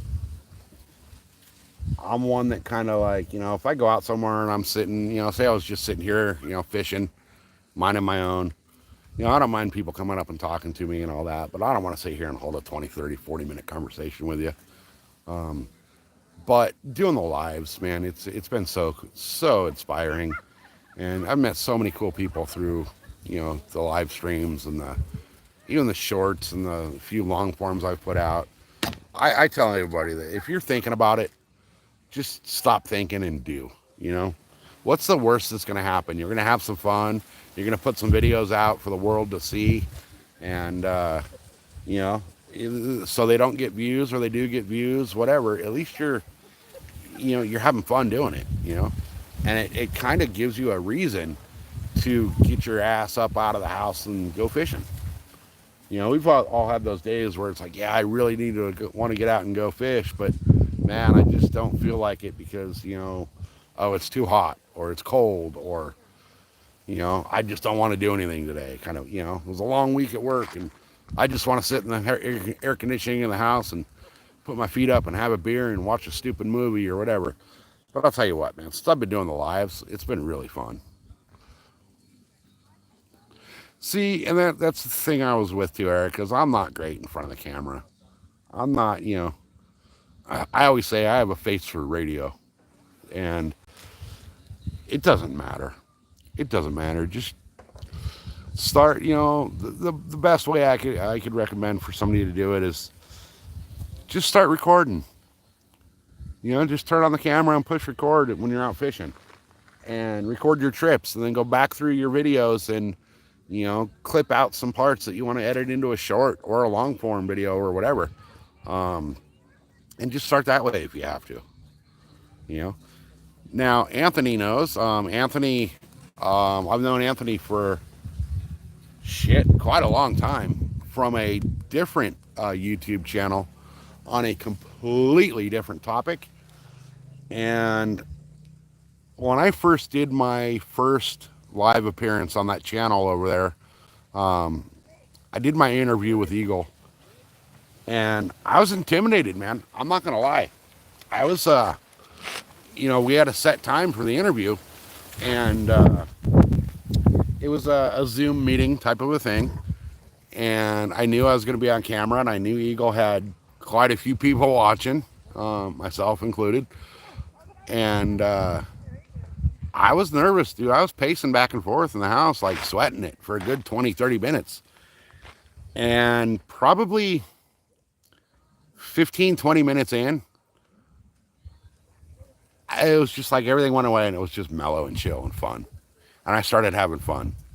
I will say that I probably smoked a few too many during that interview.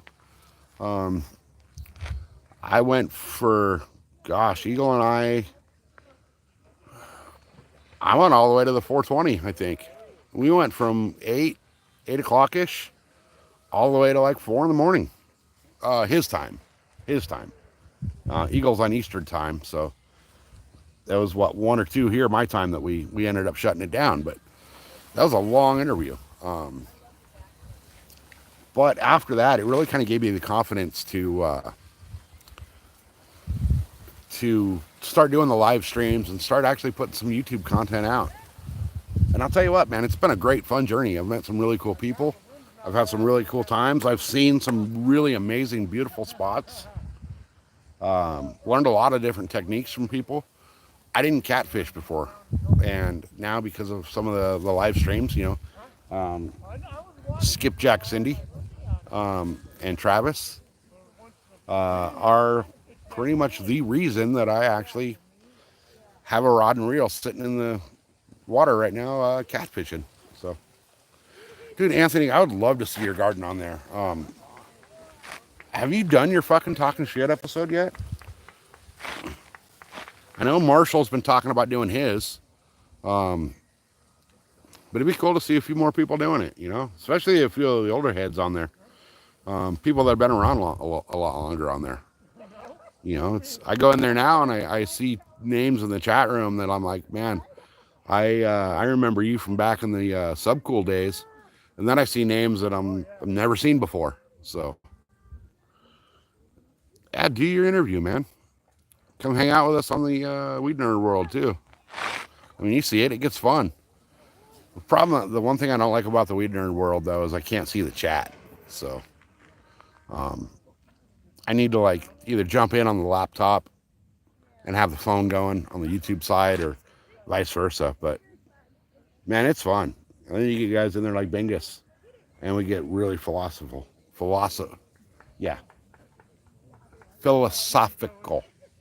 is the word I was trying to say. But yeah, man, it's fun.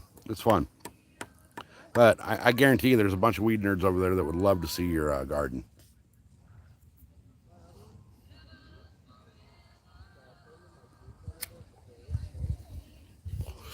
Oh, um, so Eric, you bought that rod and reel holder.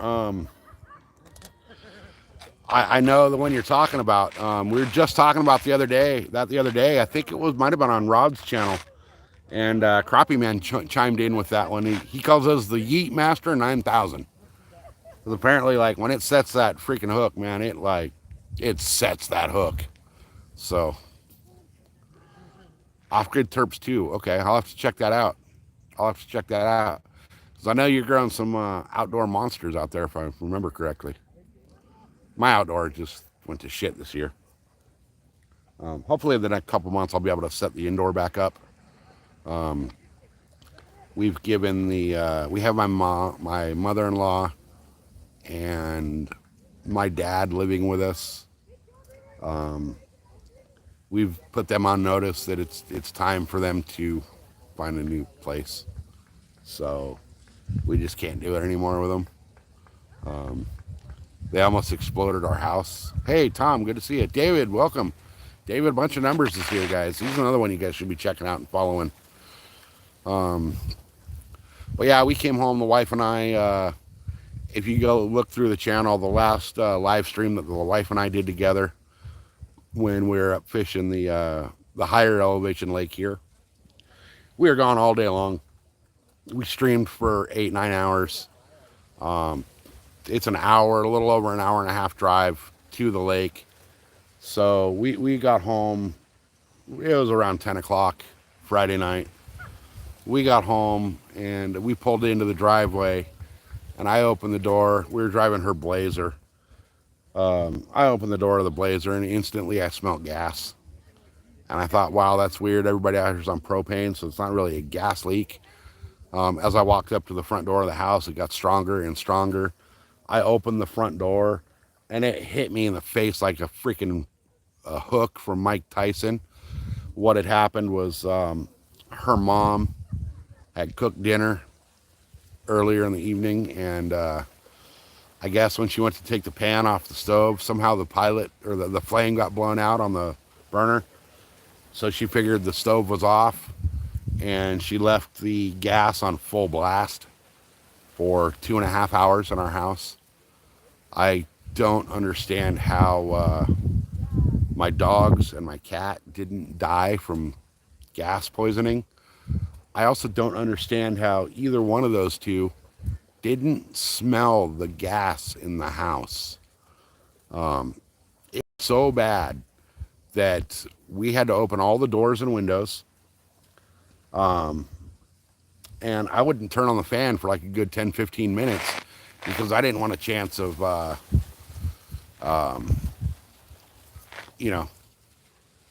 anything sparking while there was still all that gas. But we ended up for a good 4 hours sitting on the back porch and waiting for the house to air out. So after that, I was kind of like, we can't leave them alone. We can't even like go grocery shopping together anymore without worrying about them being in the house alone. So we told them it's time that, unfortunately, it's a double-edged sword. I feel really terrible having to tell my parents that, my father and my mother-in-law that, I love you, but, it's time to move on. You got to go elsewhere. But at the same point, now I get my house back. So I can, set up my grow. My wife can have her little craft room and sewing room and all that back. She'll be able to set up her little Cricut machine, and she got the t-shirt press and all that. So I'll be able to do my own SoCal merchandise. So we're really looking forward to that.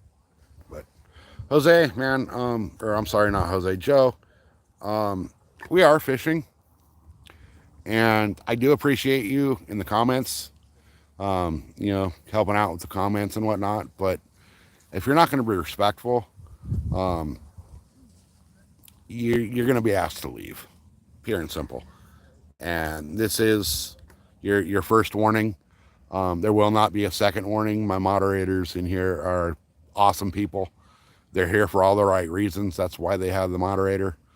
So, if you're going to be like that, you can feel free to leave.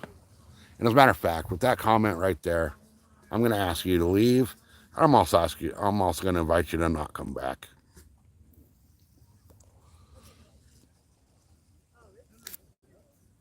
See, guys, that's the kind of crap that we don't need in these live streams. We're not here to freaking put people down or be disrespectful. We're all here to hang out and have a good time and catch some fish, enjoy some conversation, and, meet other people that are into the same kind of thing, the same fishing, and, who knows? You might, look at Travis and Cindy. They had AJ and Main Girl out for 4th of July. That's kind of cool. People are in the fishing community, are watching these lives, hanging out, meeting other people. Perfect example, David Bunch of Numbers is here. Great guy, from a totally different part of the world. None of us would have ever crossed paths with David if it wasn't for these streams. So, you guys, when you go into somebody's channel, respect it, respect the person streaming. It's not always easy to sit here and keep people entertained on a live stream for, coming up on 2 hours, So just respect people's channels, man. What are we going for? So right now we're, have a bread ball out for catfish. Hopefully we'll get a bass on the bread ball. I've been getting bass on bread balls here. Let's see, Terry, I'm getting ready to make a call to see if I can get you out with one of my friends there, Mr. Cal. Terry, that would be so amazing, man. That would be so awesome. I need to pull on a yellowtail. It's been too long. It's been too long.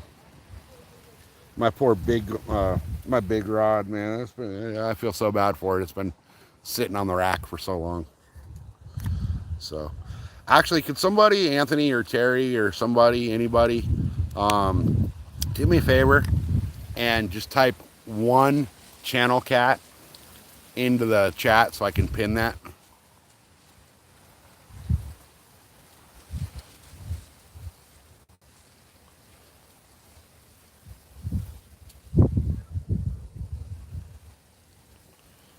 Thank you, Anthony. I kind of like to keep I've noticed that keeping the pinned comment up there kind of helps people see what we're catching. So, chat is just so hard to see right now with all the glare on the phone. I'm doing what I can, but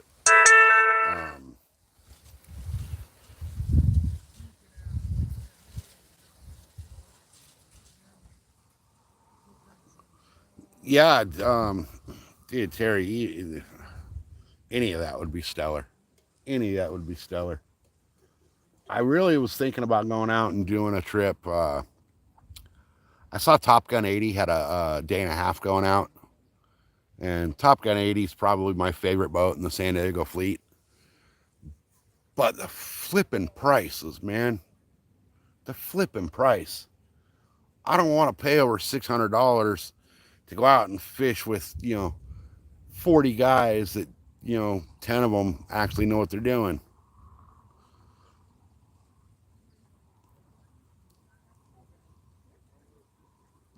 Oh, yeah. Unfortunately, I don't know why my notifications are up that loud. I shouldn't be getting any more.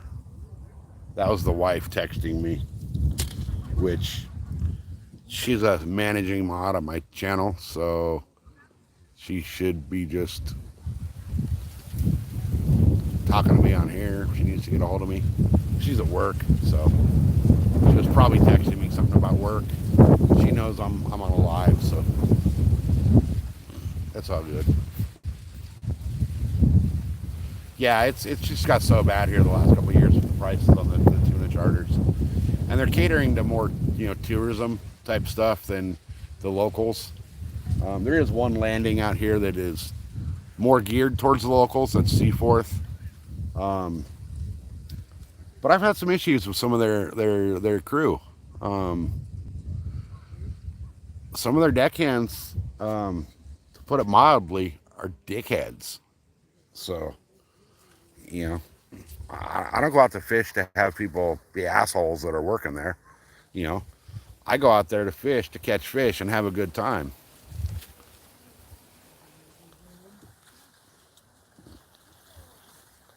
Oh, nice, beautiful. That would be awesome.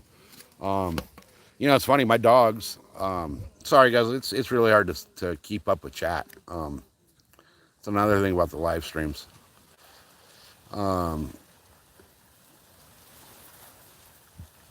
Clear Lake is on my list, Jeff. I will definitely be dragging the boat up there at some point. Um, but yeah, it gets hard to keep up with the chat, guys. So just be patient. Um, but yeah, Terry, I was saying, I do want to do a bunch of duck hunting. Problem is, the dogs I bought that I was going to turn into bird dogs are some reason, somehow, some way, pre-genetically disposed to being extremely gun shy. If you shut the microwave door too loud in the house, they will go hide. Um, they're swimmers. They're crazy swimmers, and the ones are great at retrieving. Um, but the shotgun is just way too much. So, David, you're going to be going for deer hunting this weekend. If farmer has a problem with them, someone should. Oh, beautiful. That's the kind of deer hunting you like to do, is when you got I don't know what tags you're using over where you're at in your neck of the woods, but over here, the farmers and the ranchers can get the landowner tags, where they can go out and shoot more deer than the average person can, because they're destroying the farms and the ranches, and it's causing massive issues. I'd love to be able to find a landowner that would let me come and do some of the depredation hunts, or whatever you call them. The AO tag's nice. Yeah, Terry, I get my A22. Um, I am waiting, and actually, I think I screwed up and missed the date for the opening of the tags that didn't sell. Um, but I was trying to get two A22 tags this year, so I did not buy my straight standard AO tag. The A22, guys, is a either sex archery hunt, so I can hunt bucks or does, and I don't like eating antlers. They're a little hard to chew. They're really hard to cook. So, you know, I'd like a buck, but a doe will do. So, and I did get permission. I actually screwed up. I needed to go over today and drop off the fish and game form. But the people that own a lot of the land out here behind me have given me permission to hunt that land. So I need to go get the fish and game form signed from them, which he's already told me just drop it off and he'll sign it and get it back to me. Um, but you have to have on your person at all times while you're hunting private land the written permission from the owner. So it doesn't matter if you are hunting your grandpa's ranch. If you don't actually physically live on that ranch, your grandpa has to write you a permission slip unless you're physically with him. So I'll be turning that into the landowner tomorrow. That way, by the time bow season opens up, I'll be able to hunt right out the back gate of my house. So, and then the weekend the bow season opens here, I will not be opening weekend hunting. I will be fishing Lake Havasu with a good buddy of mine. He's a tournament angler. He's part of the Kayak Bass Fishing Association tournaments. He's done very, very, very well for himself in those tournaments. And he recently moved up to Lake Havasu, and we're doing pretty much, they've only been there a few months, So they're just finally starting to get settled in and getting to the point where, you know, it's life is normal over there. You know, the daily grind has become the daily grind. They picked up a really nice pontoon boat over there. It's a fishing pontoon.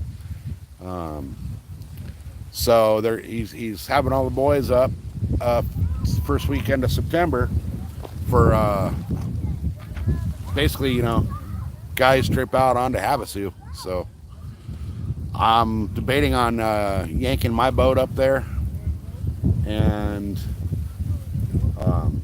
possibly we'll just park the pontoon boat somewhere, and you know, people that want to fish from the pontoon can fish from the pontoon, and we can basically anchor my boat up to the pontoon and use my boat for traveling around.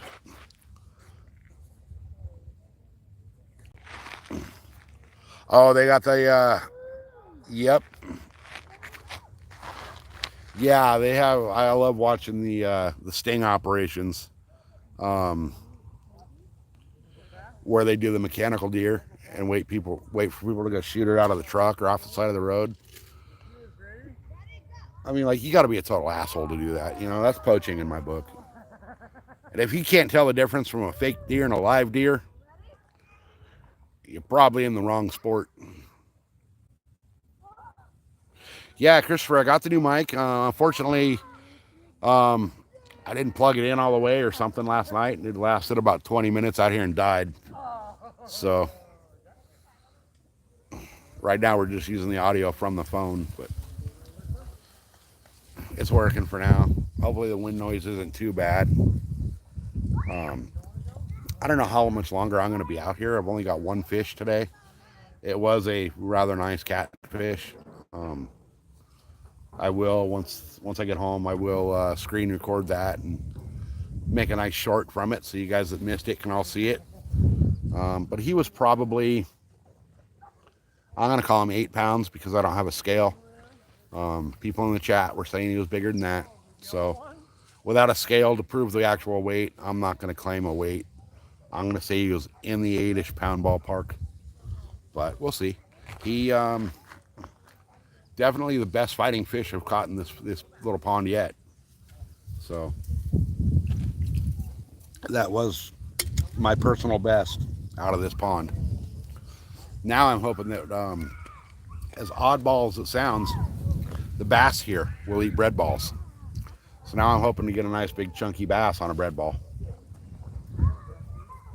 I was going to do I was going to put myself to the test today and see if I can catch all 4 species of fish in this lake. I ended up forgetting my smaller hooks for the bluegill and the tilapia. They're in the Jeep, but there's people swimming and kids playing, and the good little spots for tilapia are where they're swimming. So I'm not going to go over and fish where the people are swimming, you know. So I'll just stick to my spot right here under the shade, under the shade from the palm tree, and hang out with you all and see what we can catch on a bread ball. It's all right, Terry. We'll see you. Thanks for jumping in. I appreciate it. Guys, there's 25 of y'all in here. Thank you for being here. We're sitting at 80 likes, which is almost a personal best on my stream. So thank you guys. Appreciate that. Hopefully I can get another fish for you here pretty shortly and show you guys another nice, good-sized pond fish.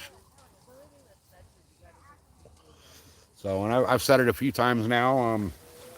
If you guys haven't subscribed to the channel yet, please do, because as you can see by the name of the channel, CAL.Outdoors, we're not all just about fishing. Deer season, as you just saw, we were talking about deer season's coming up. And with deer season also comes desert season out here in California. So we'll be doing some stuff out in the desert on the dirt bike. We'll be doing some really cool Jeep trails and stuff in the Jeep. A little bit of hiking, and I don't mountain bike, but we'll be doing some hiking and backcountry stuff, showing you guys all of the things that you'll never see in San Diego when you come out here on vacation. Hey, Billy, welcome into the channel. We're fishing for, currently I have a rod soaking, hoping to catch either a bass or a catfish. This little little neighborhood pond that I'm fishing, the bass are wired wrong and they will actually bite on bread balls. So I'm hoping to catch either a bass or a catfish right now. Hey, Rod, welcome back. We'll see. So far, we've only got one catfish on the line, but he was he was a nice big good catfish for this pond. So we'll see what else can bite. Hopefully, we can find his dad or his grandpa. But it's been slow. It's been really slow. The water here has dropped quite a bit lately, and being in such a small pond, this is like it's between 5 and 7 acres. I don't know the exact acreage. I could go look it up, but it's a small neighborhood pond, and it's fed by hot springs. So the water is already bathwater warm in here.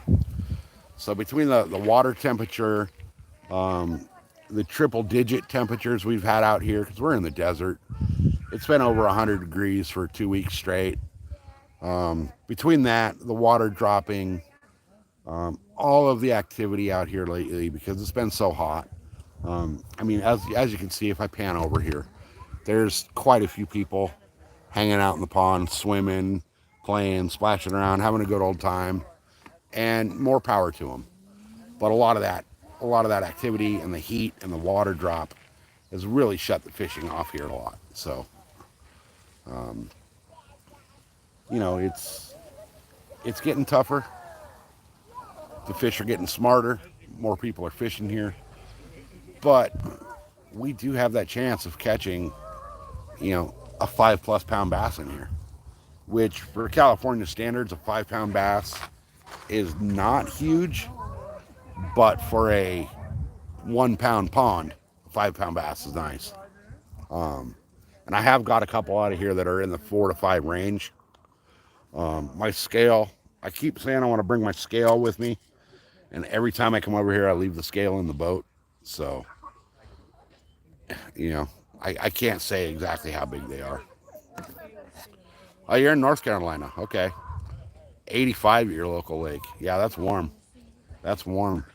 This water's probably pushing right in that ballpark as well. What's going on, guys? You catch anything? I got a nice big old fat cat out of here. Nice. Yeah. What you using? Cheetos. No, I caught them on a bread ball. Okay. Yeah. The bass have been really slow. Yeah, I caught them. I was like telling people I use a Cheeto to catch a fish. How you guys doing? Doing well, thank you. I've actually caught a tuna on a Cheeto, and that was a total fluke. The wide open tuna bite. Tuna were boiling all over the boat, hitting everything that hit the water. And to be a smart ass, I'm like, oh, look, I bet you can catch one on a Cheeto. So I actually rubber banded a Cheeto to a hook. As soon as that thing hit the water, I was hooked up on a big old tuna. So I wish I still had the video footage from that, because I'd put that on my stupid bait challenge. Which, by the way, guys, with the stupid bait challenge, again, if you go on to the video of me catching a bluegill on potatoes, and leave a comment of what the dumbass stupid bait you want to see me try to catch a fish on, it'll get you on the list of what stupid baits I'm going to use, and I will definitely tag you in those videos when I catch something on your stupid ideas. Right now, there's somebody down in New Zealand that has said they want to see me smear some Vegemite on last year's flip-flop and see if I can catch a fish on that. I looked and looked and looked, and we cannot find Vegemite in San Diego.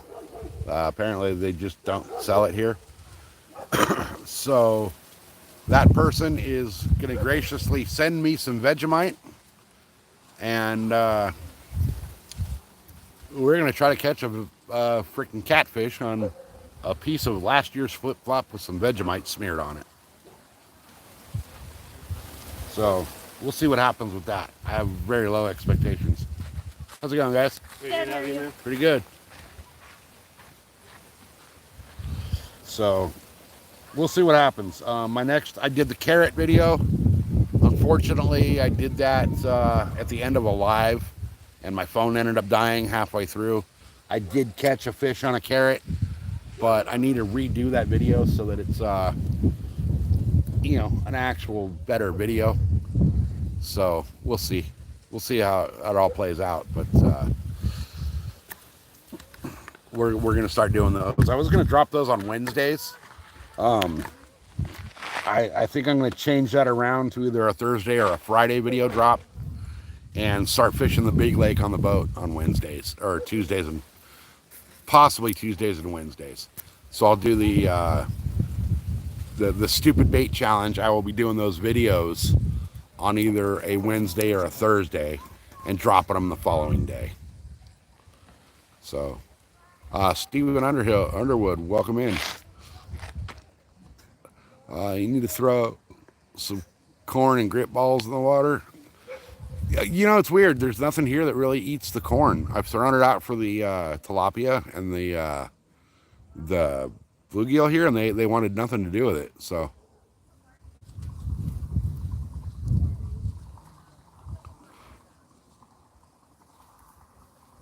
yeah, those fish, man, they will those catfish, they know. They'll run right to the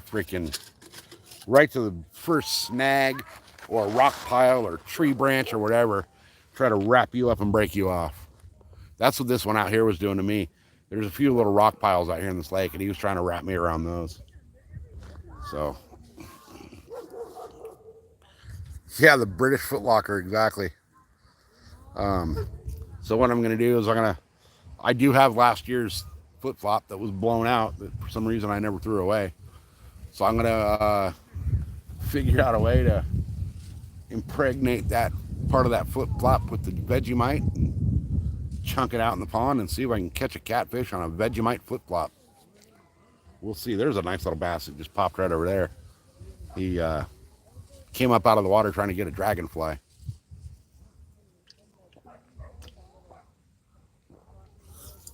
I would like to throw some stuff for bass in here, but at the same point, it's difficult to do on the live because I can't really sit here and interact with the chat as much as I'd like to. And hopefully I can. Hopefully I'm entertaining you guys enough to make you want to hang out and stay around and chat with each other. But it's not an easy thing being on this side of the YouTube camera. Especially for someone like me who's not very talkative on a normal basis. So sitting here and talking to y'all on the cameras, it's definitely a new experience for me. But I do appreciate everybody coming in and hanging out and hitting those thumbs up and those subscribe buttons and liking and sharing the channel out. It means a lot to me. I'm just a old, used up, washed up, has-been desert racer from Southern California, and decided to start fishing live on YouTube. So yeah, the people fishing won't enjoy, you don't want to get out of the water and have corn stuck to your leg.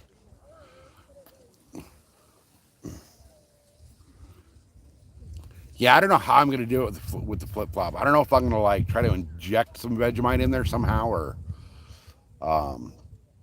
put it in a little mesh tea bag thing, or how I'm going to do that. I've never played with Vegemite. It's not a American thing here, so we don't really have great access to it. So I don't know if I can I don't know if it's like a peanut butter substance that I can actually smear on a flip-flop and it'll stay on it. I do remember when I was 8 or 9 years old, I tried Vegemite. I was being babysat by a friend of the parents, and they gave me a Vegemite sandwich, and I thought it was the goddamn grossest thing I've ever had in my life. So, what is a desert racer? A desert racer is someone who is stupid enough and has big enough cojones to hop on a dirt bike, a quad, a dune buggy, or a truck and go see who can be the fastest one around a race course in the middle of the desert. We're a rare breed. Our balls are big and our brains are small. Our drive for speed and competition outweighs our common sense. Our dedication to the sport really destroys our bank account. And we've learned that when you're actually out there racing a dirt bike through the desert, you're in supreme physical form. You're in the best shape of your life without ever having to go to a gym. But we've learned at the same point that once you stop doing that on a regular basis, your body kind of turns around to you and says, hey, you remember all those desert races you did where you beat me up for 500, 600, 700 miles a day through the desert? Well, F you. We're not going to work properly for you anymore. And your knees start to lock up, and your shoulders start to go bad, and your elbows start to lock up, and your back doesn't work quite the way it does, and you wake up and you think you slept just perfect, and your neck is stuck in a crooked question mark. You'll be sitting on the toilet, and your back will be like, hey, screw you, you're not going to be able to get up. Desert racers are a rare breed. But I'll tell you what, we have some fun.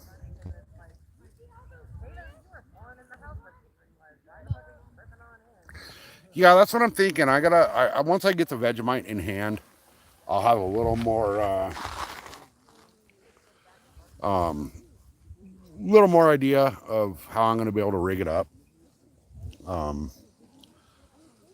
don't know if I'll be able to do a bag. I don't know if I'll be able to soak a flip flop in it. I don't know. I need to have it in hand.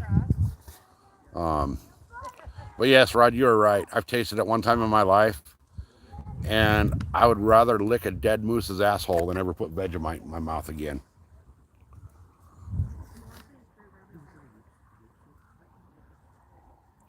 So the fish in Clear Lake, they get that big because the environment there is perfect to grow and breed giant fish. Clear Lake is known for having, oh, go ahead, guys. Clear Lake's known for having just the absolute most accommodating environment there is for bass to grow big. The food source, the quality of the water, the quality of the structure. Oh, there we go. We just got ripped. We have a fish on in it, guys.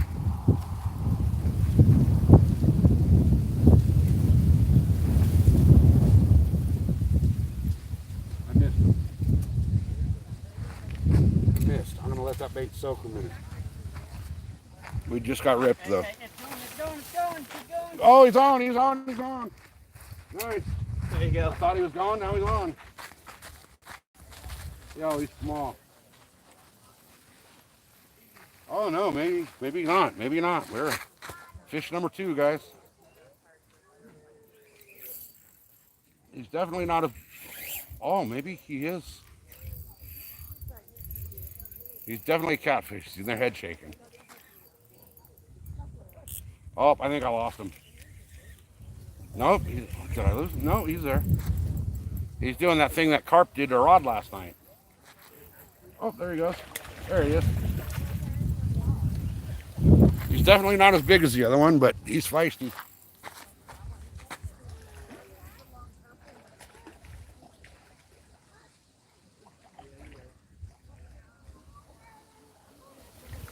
He's just a little guy, maybe a pound or 2. I'm going to let him swim that out a little bit.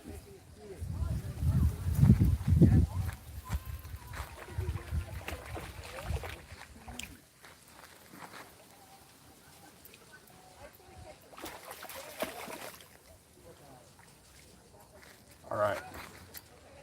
And again, he throated it. Get out here, little guy. There we go.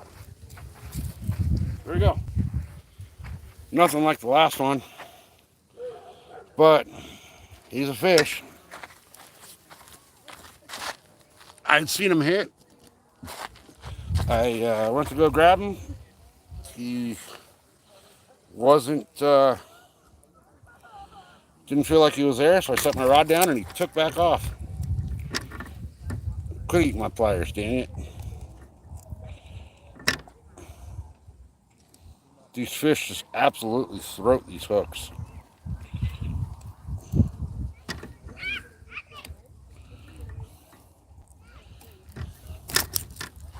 Stop that. Stop that. None of that.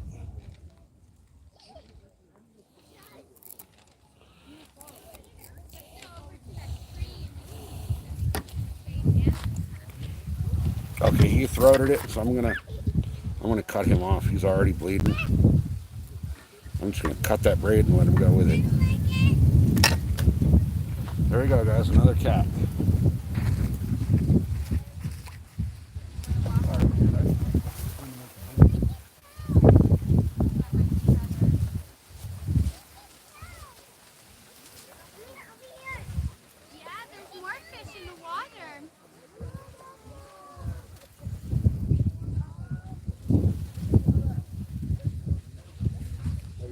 Pretty good. How's it going? Oh, it's going. Chop, chop, chop, chop, chop, chop, chop, chop, chop, chop, chop. All right, well, that's another one. That's two. So, let's see. Hey. So let's see. Let me go back through chat. Flip flop will float. The flip flops from Vegemite. Yeah, that's kind of what I'm wondering is how I'm going to do it. Hey, Mary, welcome in. You got here to see the nice fish. He's a decent little cat for this pond. Pike Finder, welcome in. Let's see. Rod, thank you. Appreciate that.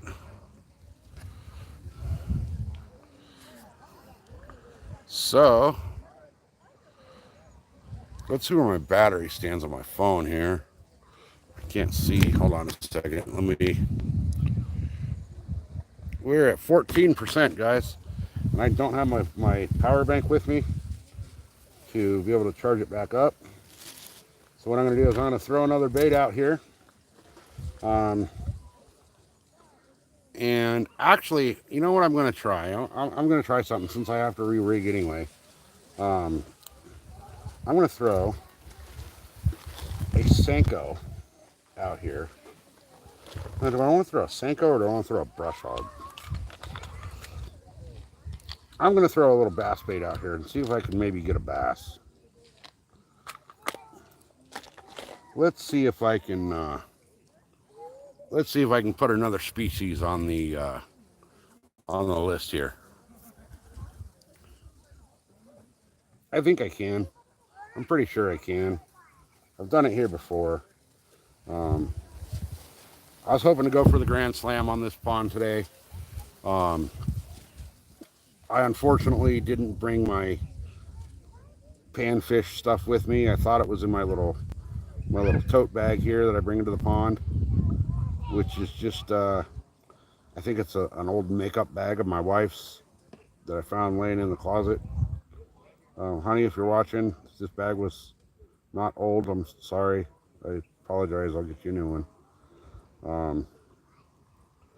But I thought my panfish stuff was in here in my little go bag, and it's not. So apparently it's in the boat. But I do have a little bit of bass gear, so I'm going to switch it up. I've got two nice catfish. Both catfish have really choked that hook, which I don't like. I don't like choking the hook on a fish like that. So I let them go with the hook still way down in their throat, which is not good. But it's better than trying to yank that hook out and possibly killing them. So I'm going to throw on a little baby brush hog. This is a little 4-inch baby brush hog. I'm going to throw that on, Texas rigged with no weight, and see if I can get one of these nice little pond bass to come and try to make a meal of it. We'll see. We have a 50-50 shot, right? Either we will or we won't. Oh, I gotta reset that hook because I forgot I'm using a wobble head kind of a hook, and I can't slide that bait up over that head too far. So with that reset, you'll see what the bass might or might not eat out here.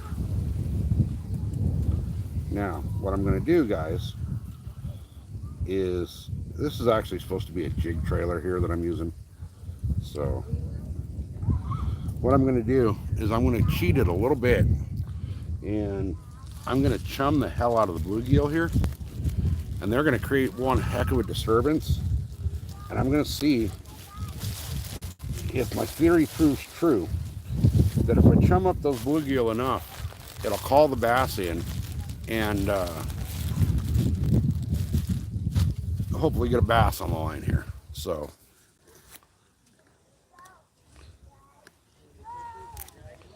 sorry guys, I was re-rigging and kind of got behind in chat again. It's hard to keep up. 3030, welcome in. Right, so let's start chumming these bluegill up. You're going to see the water start boiling up here in a minute. We'll chum them up and see if we can get those bass to kind of come in a little and start trying to feed on those bluegill, and then we'll toss the little brush hog out and see if the bass will go for the brush hog. I know the bass have been, oh there, see that bass just went after all the bluegill. So I know the bass have been really keyed in on bluegill here. It's been really hard to catch them on anything else lately, but we'll see what happens here. So guys, we're at looks like 82 or 83 likes. Can we get that up to 85 by the time we end the stream? That would be actually a new record on the stream here. And this week we're hoping to break all the records. Oh, you guys see that bass coming after them bluegill? Right on cue. You know, like I said, you know, if you can turn those bluegill up, those bass will start coming in.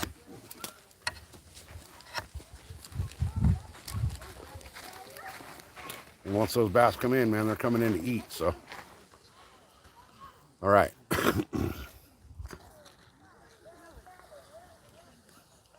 Gosh, the chat froze again on me, guys.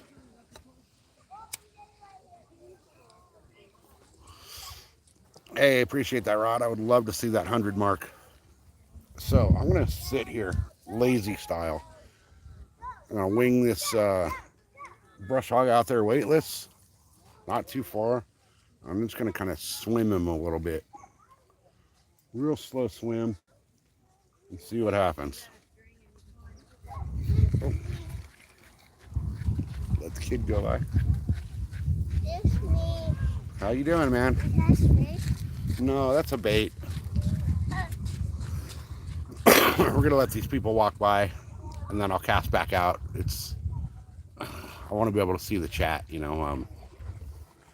It's 100 and holy heck outside, so standing in the sun is not that fun right now. As you can see by all the people walking by in, you know, bathing suits and swimming in the water, and it's hot out here. All right, I know that bass likes to hang out right out here. That one that we just saw chasing the bluegill. So I'm gonna see if I can get him on this brush hog, lazy fishing style, sitting on my butt, not actively targeting him.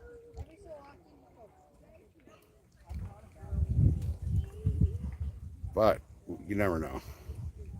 He may not bite. Bluegill are following this thing like crazy. And I don't have anything. I know the bass are really, really highly keyed in on these bluegill. and I didn't bring anything with me that really represents a bluegill too well.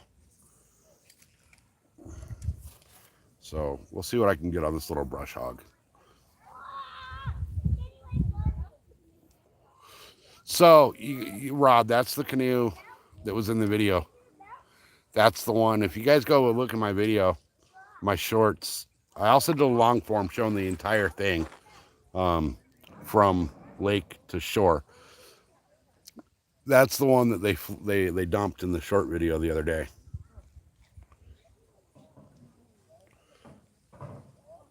You guys got to go watch that video. It was absolutely hilarious. I don't know if you guys could hear that or not. There's another rattlesnake going off behind me. Kind of off to my right. Yeah, you guys, that short, yes, it is the same canoe. But the short that I made, if you watch till the end of that short, the sound that one girl made was gold. I watched that when I was making that short. I watched it like 12 to 15 times, and I laughed so hard I almost peed myself at the noises that girl was making. She was in the water. The booger bat, that happened like right after the.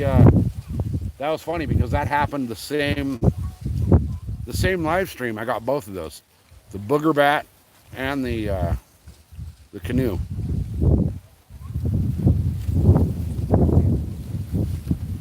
Those both happened within like an hour of each other.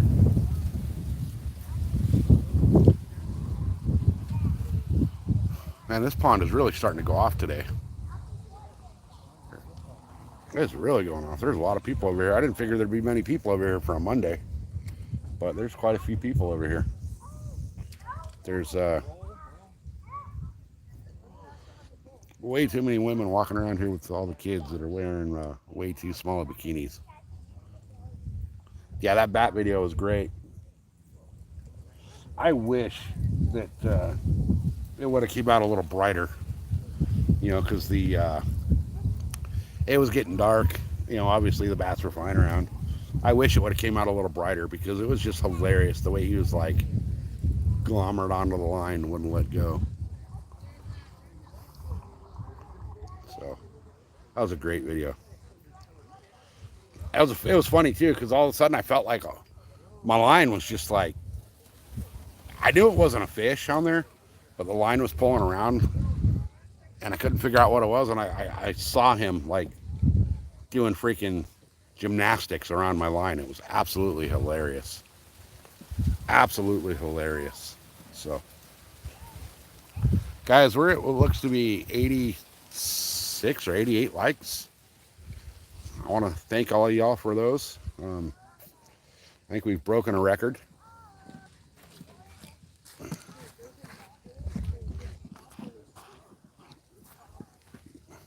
The canoe was hilarious, but you guys like the bat more. I will be fishing over here in the evenings quite a bit. Hopefully we'll be able to get one of those bats to reenact that, because that was pretty classic. I mean, who the hell goes out bass fishing and catches a goddamn bat? That was like some straight Aussie kind of shit right there.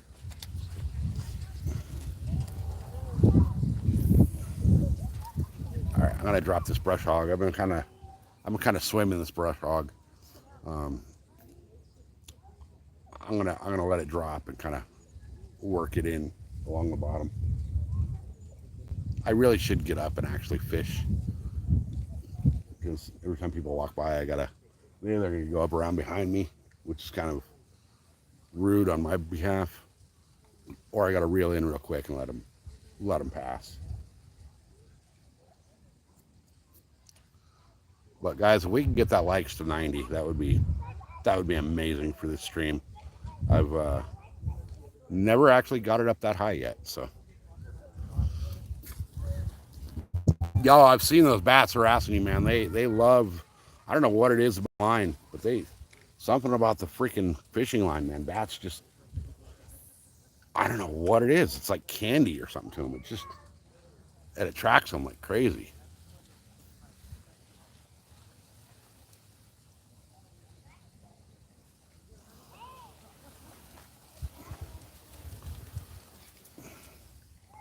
We're getting to, let me check my battery here. I'm down to, what's that? 14% now. I forgot my power bank there. Again, my power banks, guess where they are, guys? They're in the boat. They are in the boat. I have zero confidence I'm going to catch anything on this brush hog here. But I'm going to throw it and hope. I think what I'm going to try again here is I'm going to try. You can go around, man. You're good. Yeah, I'll get it in. I'm going to try chumming those bluegill up again.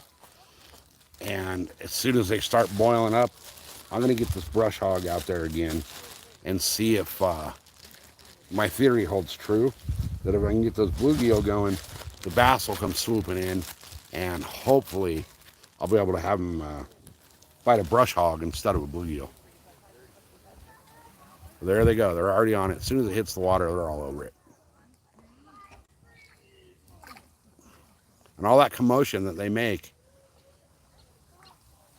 you know, the bass hear and feel that commotion in the water. That's what their lateral line is for on a fish. You know, it's their freaking radar.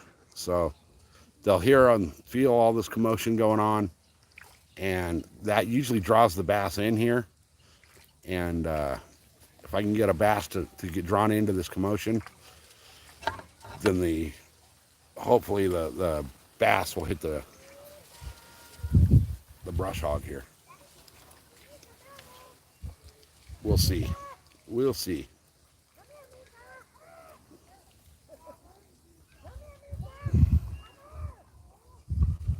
I don't see him coming in. So, guys, I'm gonna jump up here. Oh, you see him? See all the bluegill just scatter? So that bass is roaming around right up there somewhere. I'm gonna actually stand up and go see if I can see him, and see if I can put a bait right in front of his face. In the meantime, if you guys haven't hit that like and that subscribe, now would be a perfect time. All right, where is he? Where is he?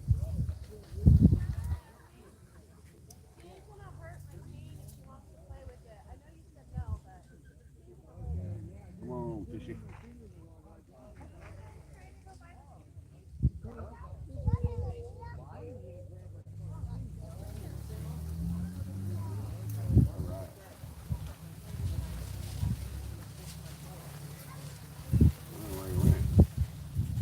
He usually sits right out here at the edge of this weed line.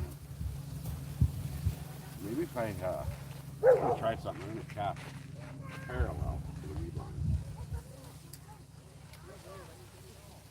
See if maybe he's sitting on that edge. But they're so keyed in. These bass here are so keyed in on feeding on bluegill that it's really becoming difficult to get them to bite anything else.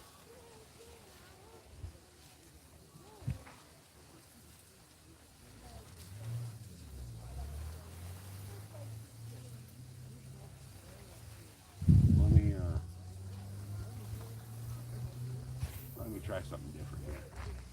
I'm gonna try a real slow roll swim with this thing. I'm gonna let it see. There's no weight on there. It's just a hook tied to the line with a brush hog Texas rig. Anyway, real slow roll it and maybe trick a bass into biting it. And if not, then I'll try it up top. I'll kind of speed swim it. I think if I can get that bass to show himself where he's hiding right now, I can get him. Step over here a little bit where I got some shade. So there's a bass in this pond I named Curly. He's got a deformity in his lower back to where his tail has a big kink in it.